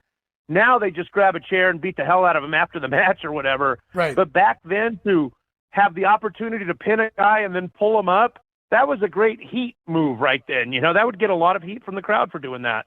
Oh, yeah, and these guys definitely knew how to get heat. Both of them had many years of experience at doing that. As the show goes on, Terry Taylor returns to the territory to take on the Nightmare, Randy Colley here. Oliver Humperdinck still managing the Nightmare at this point. The Nightmare stole the North American title from Terry Taylor back last year, and Terry is back for revenge. How's that for continuity? Terry Taylor, kind of like Hulk Hogan. I'm going to get you back, brother. Terry Taylor now got the book, and the first thing he does, he remembers that loss to the Nightmare, Roman, and he's going to get it back here, no doubt about it. On commentary, Cowboy Bill Watts says, "You might mistake Taylor in street clothes as a young Clark Kent, but he has the heart of Superman." Well put by Bill Watts there, telling the story of how he wants you to perceive Terry Taylor. Not a whole lot here to the match. Colley actually on his way out of the territory, so very basic heel stuff here. Taylor slides over a body slam attempt and pops the Nightmare with the 5-arm. Terry Taylor picking up the win in just 3.5 minutes, and Taylor back and better than ever. Gets his revenge here on the Nightmare. Well, it would make sense for him to want to get revenge, not only for the title change, but, you know, back then we were always taught that the champions made the most amount of money. Right. So if the Nightmare screwed him out of the title, he screwed Taylor out of money. So why wouldn't you want revenge?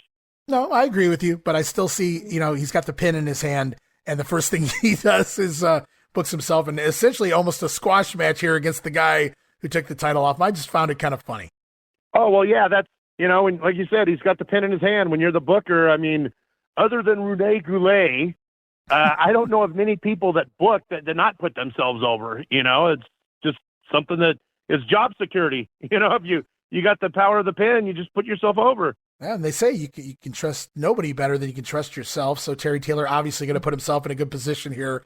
Are you ready for more realism, Roman? We're back to the ring for another promo. A lot of promos heavy all of a sudden here in the booking as well. I wonder if that was a Terry Taylor call or a Bill Watts thing here for the new and improved Mid-South Wrestling. But Jim Ross back in the ring again with Dick Slater and Hacksaw Butch Reed. Slater acknowledges their upcoming match is for 30 days with Dark Journey if Butch Reed can beat him.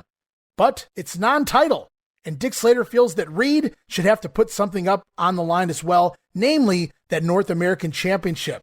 Jim Ross then reminds Slater that you can't just sanction matches here in Mid-South Wrestling. You can't just sanction a championship match by asking for one in the ring. That's just silly. That's Vince Russo-ish. And it goes through the committee instead, namely Grizzly Smith, who just happens to be sitting at ringside, Roman. So Reed says he's a fighting champion, and he agrees to the challenge of Dick Slater, his North American title versus 30 days with Dark Journey. And Grizzly Smith, the matchmaker, just happens to be at ringside, so he gives it his okay, and the match is on. Talk about realism. Yeah, we had to slide Grizzly Smith to ringside to pull it off, but I love the line about you can't just request a match and it happens here in Mid-South Wrestling. You don't see that nowadays. No, not at all. Now somebody makes a challenge, and then you hear the announcer, 10 seconds later go, yeah, we'll have it right after the break or whatever. So, yeah, there was definitely some realism there. So here it is, North American champion Butch Reed taking on Dick Slater. Dark Journey in his corner. If Reed should win the match, he gets Dark Journey for 30 days, probably the only unrealistic thing at the time. You can just own a woman by winning a match, but hey, man, it was Bill Watts, so I think he saw that as realistic, perhaps, somewhere deep back into his mind. Reed dominates early on. Big press slam on Dick Slater and some big-time soup bone right hands on Dirty Dick as well. So on commentary, Bill Watts says that Ric Flair has refused to come back to the Mid-South territory as long as Butch Reed is champion because being the champion makes Reed the number one contender. And Bill Watts putting it over like the world champion, Ric Flair, is afraid to wrestle Butch Reed. So pretty good storytelling by Watts on commentary. Back to the action, though. Butch Reed telegraphs a backdrop, and Dick Slater takes over, drops a big elbow across the back of the head, and lands the swinging neckbreaker. Slater from there locks in a figure four, but eats another soup bone right as Butch Reed comes back with a big pile driver on Dick Slater, the same move Slater used with Ric Flair to try and end Butch Reed's career. More continuity, Roman. Good storylines.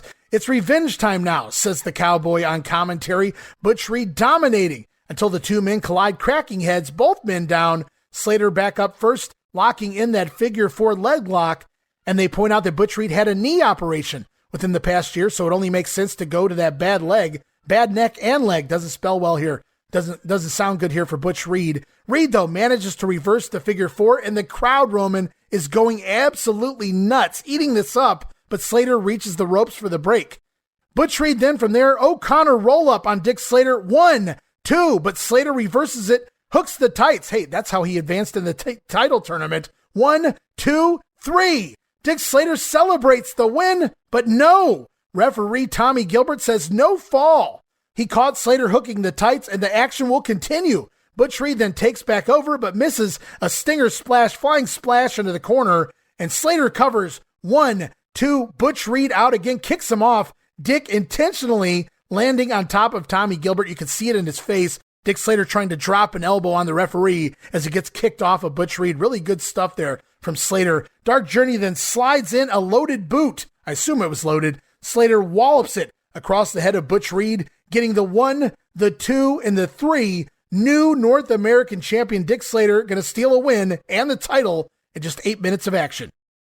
And that's when title changes were not done every day, not done every week. It was a big deal to see a title change, and just a great way to help start off the year, to have a new North American heavyweight champion. Yeah, and I got to point out, the North American title, that's the top belt in the Mid-South Wrestling promotion. So not only does it change hands here at the beginning of the year, but it changes hands on TV. Exactly. And on a side note, man, that was such a cool-looking belt to see, too, the 27 pounds of gold, and it was just a nice-looking belt. Now, remember, this was taped back on January 1st, so the title changes hands on day frickin' 1 here in 1986. Dick Slater, the new North American champion, heading into the new year of 1986. Now, this match not only marks a title change, but it also marks Butch Reed's last night in the Mid-South Wrestling territory.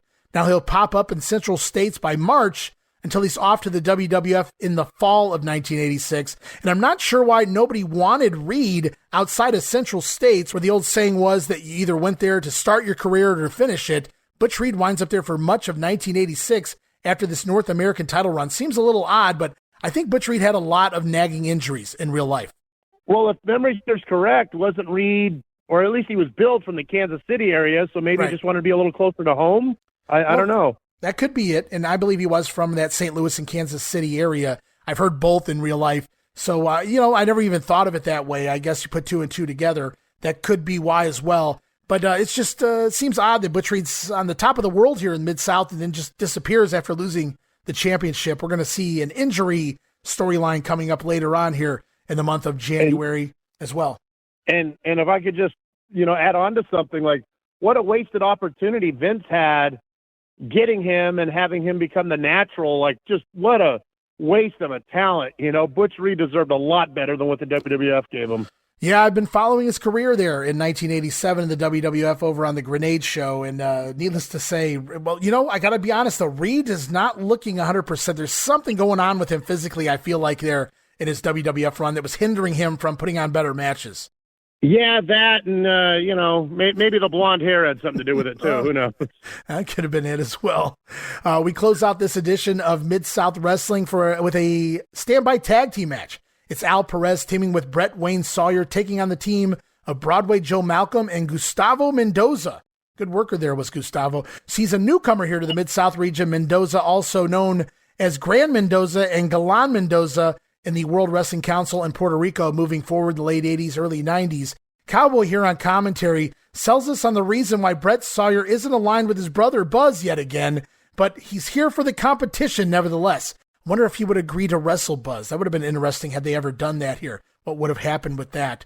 Al Perez turns an abdominal stretch during the match on Joe Malcolm into a crucifix of sorts. Very cool move. Never seen it done before, the way that Al Perez turned this abdominal stretch down into a crucifix cover. But the match goes on, and a shit ton of quick tags by the baby faces here. Perez busting out a power slam before Sawyer coming off the middle rope with a splash. His brother does it from the top rope. But see, Buzz does it after the match because it's illegal to come off the top rope here in the Mid-South. We'll see that a lot with Coco as well going forward. But it is a double team move, power slam and splash combo, and the babyfaces pick up the win on Joe Malcolm in 3.5 minutes. Yeah, and, when you mentioned Gustavo Mendoza, just thinking about, he was a fun enhancement guy to watch. He had a little charisma or whatnot. He stood out from the typical enhancement worker. Yeah, there was definitely a charm to his preliminary heel gimmick.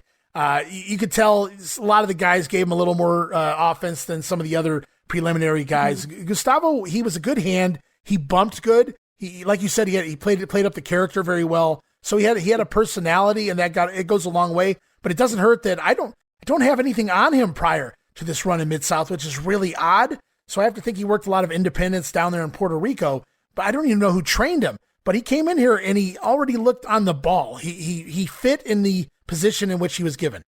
Yeah, and having the cigar, in the ring, and just the way he dressed, everything about he looked different than your typical enhancement worker. Yeah, and I love his ring jackets. Absolutely ridiculous. He comes to the ring, and I think they say something like nuclear bombs or nuclear weapons. That's what his ring jacket says. And it's just a hilarious heat getter from this undercard character, but he got it from top to bottom. He understood American wrestling. Hey, here it is all these years later, and we're talking about him, so it was definitely memorable. Even though we're hardcore fans, we couldn't tell you every enhancement worker that was in the Mid-South in '86, but right. Gustavo Mendoza, we both remember. Yeah, he was definitely had some of the better preliminary matches. He's one of those guys that you didn't leave the room for. Some of those squash matches, he's fighting a jobber, and you leave the room, you go grab something to eat, you drink, you go hit the bathroom, whatever the case may be. But there were certain guys in every territory where, this match is probably going to be pretty good. I'm not leaving the room for this one. Oh, well, Rip Rogers was one that when you said that immediately came to mind. He would have titles in certain promotions or whatever, but in a lot of, like the NWA, he was an enhancement worker, but I never left the room when Rip Rogers was wrestling, even though you knew he was going to lose because that was his role there. He was fun to watch, later on in the 80s. Yeah, I love the Rippers. I love watching him even into WCW in the early 90s. He was always fun. You knew you were going to be entertained. Yeah, I met him at Cauliflower Alley, and he sat at the table I was at, and I told him I enjoyed his work and I was a fan, and he looked at me and just real kind of calm and goes, "Hey, I couldn't sing or dance. I had to do something." That sounds like something Rip Rogers would say. He's all over social media. He's a really good guy, but he's very outspoken. Yeah, heck of a nice guy. We sat there and I was amazed. We talked for about 40 minutes and just super nice guy. Yeah, it's one of the luxuries of you being out in Vegas, man, the Cauliflower Alley Club. I always wanted to go to that over the years. Yeah, you get a lot of opportunities that it's not like a typical meet and greet where, hey, so-and-so will be here from 1 to 4 to sign autographs. You walk in the memorabilia room, you don't know who you're going to bump. I walked right by Stan Hansen, didn't even recognize him years ago. Wow. And somebody mentioned Stan Hansen. I go, is he in there? And he goes, yeah, he's the guy with the hat.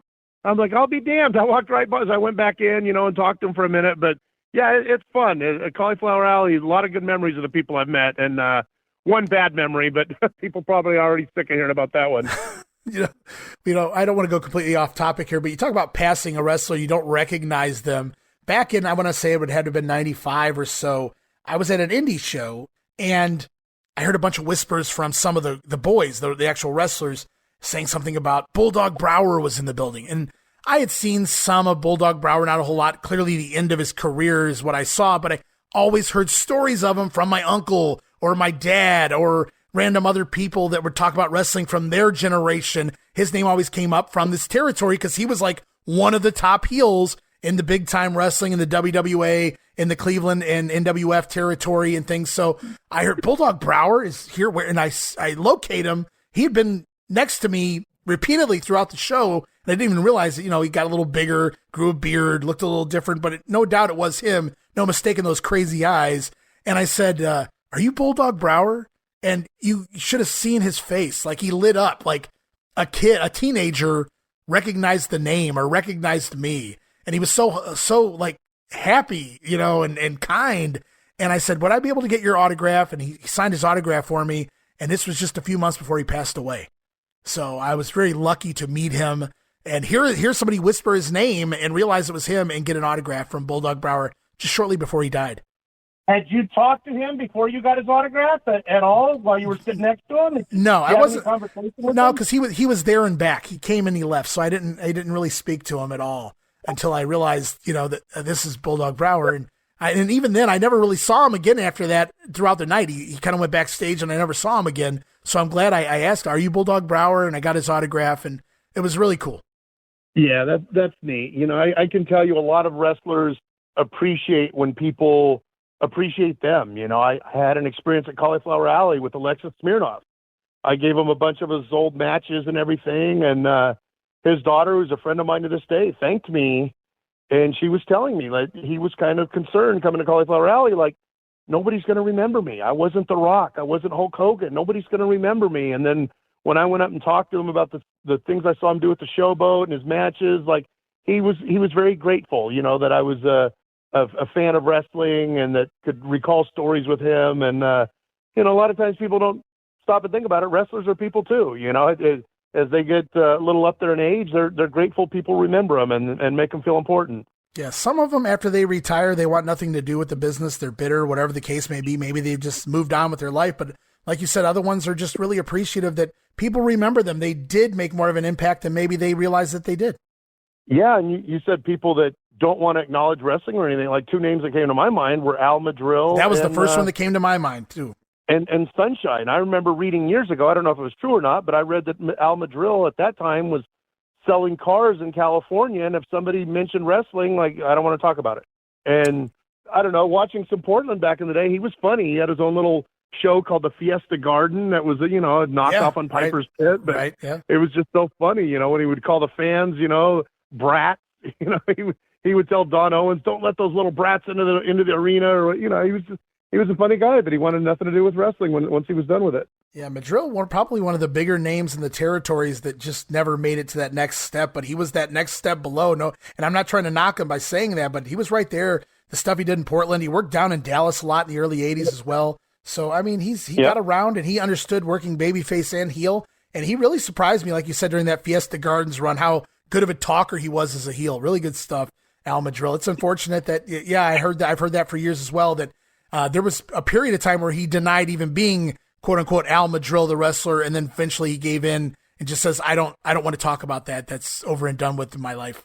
And it's weird because he's, you know, so many other guys out there. You would have figured he had, you know, some friendships or acquaintances, and it's just really odd, but it's just the way it is. I don't want to stay off topic though. We'll travel back to Mid-South here, Roman. I'm sure we'll have other days where we can talk more about some of those fun times, but I'll tell you something coming out of this edition of Mid-South.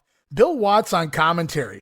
It may not be the most polished, but he knows every little nook and cranny of how he wants his wrestlers portrayed, like explaining away Taylor's appearance and his size, the way he looks. He may not look like a Superman, but he's a Superman at heart. He may be a Clark Kent on the outside, but he's a Superman on the inside.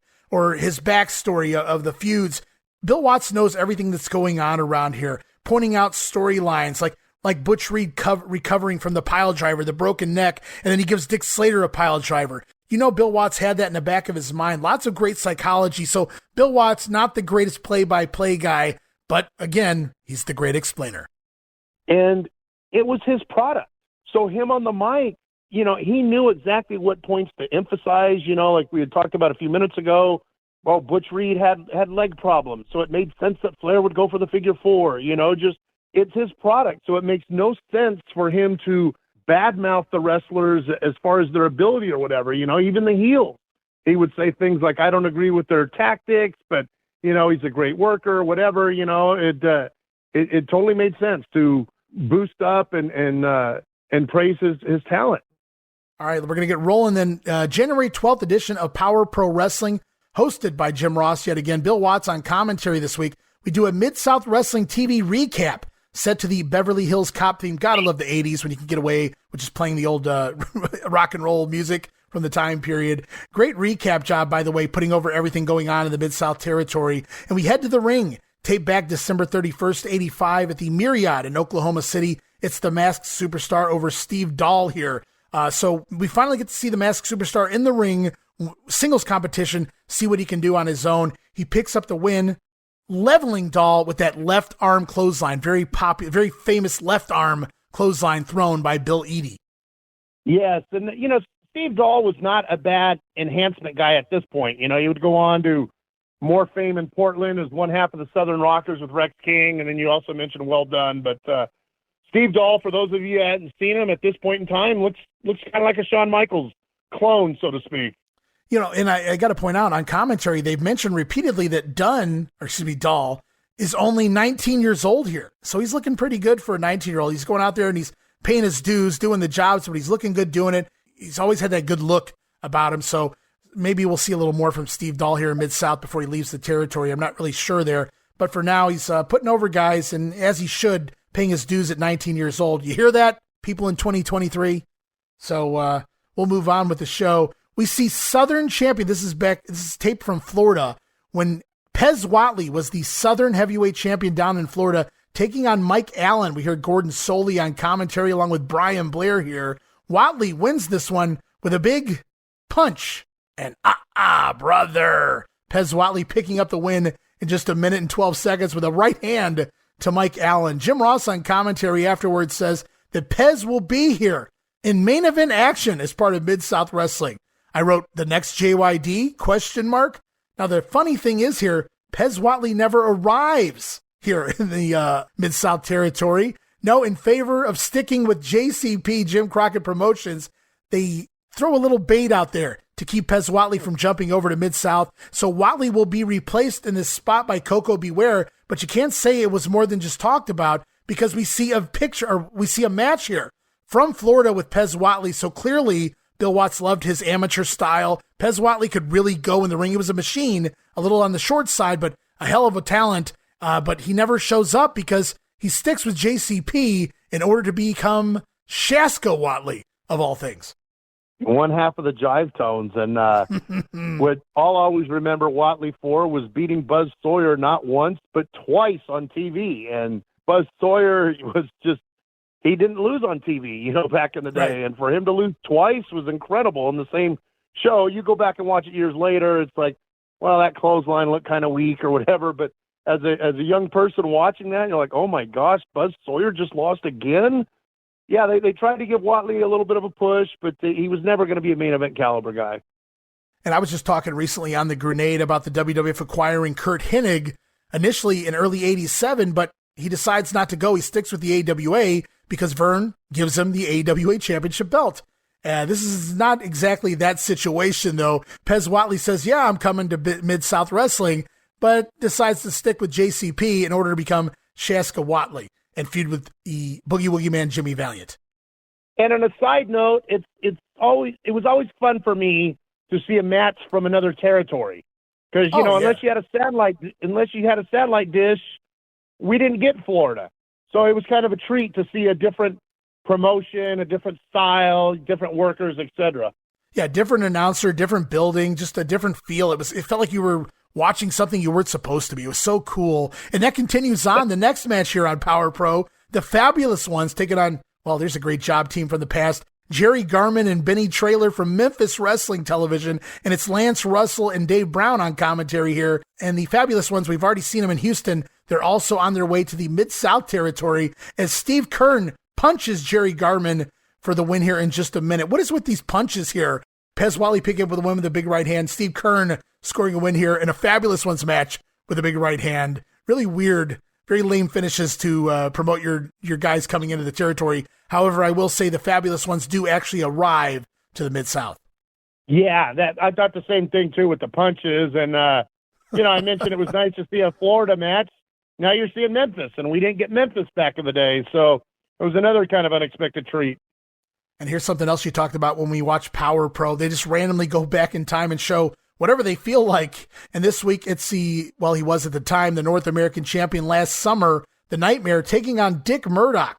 The Nightmare has Eddie Gilbert in his corner from the Myriad in Oklahoma City. Murdoch busting out a flying head scissors early in this matchup. Loved whenever Dickie would do a kip up or flying head scissors. You just never saw it coming. But Gilbert accidentally hits the Nightmare with his cane. Then Murdoch unloads on both men with the cane and pins the Nightmare in just 7 minutes. The problem is it was a non-title match. So Murdoch wins the match, but he doesn't win the title. Odd choice to randomly throw on here because Murdoch's a heel now, and they're showing this Dick Murdoch babyface match from last summer on Mid-South TV. Like we said earlier, sometimes they would just go off the rails and not really give an explanation. It just felt like filler. We needed a match. Dick Murdoch's still here. Throw the match on there. I don't know. Maybe they were more worried about burying the Nightmare on the way out because he was leaving the company. We got a match with one of our guys beating the Nightmare. Throw it on there. It could be. It very well could be. No one wants. Who knows?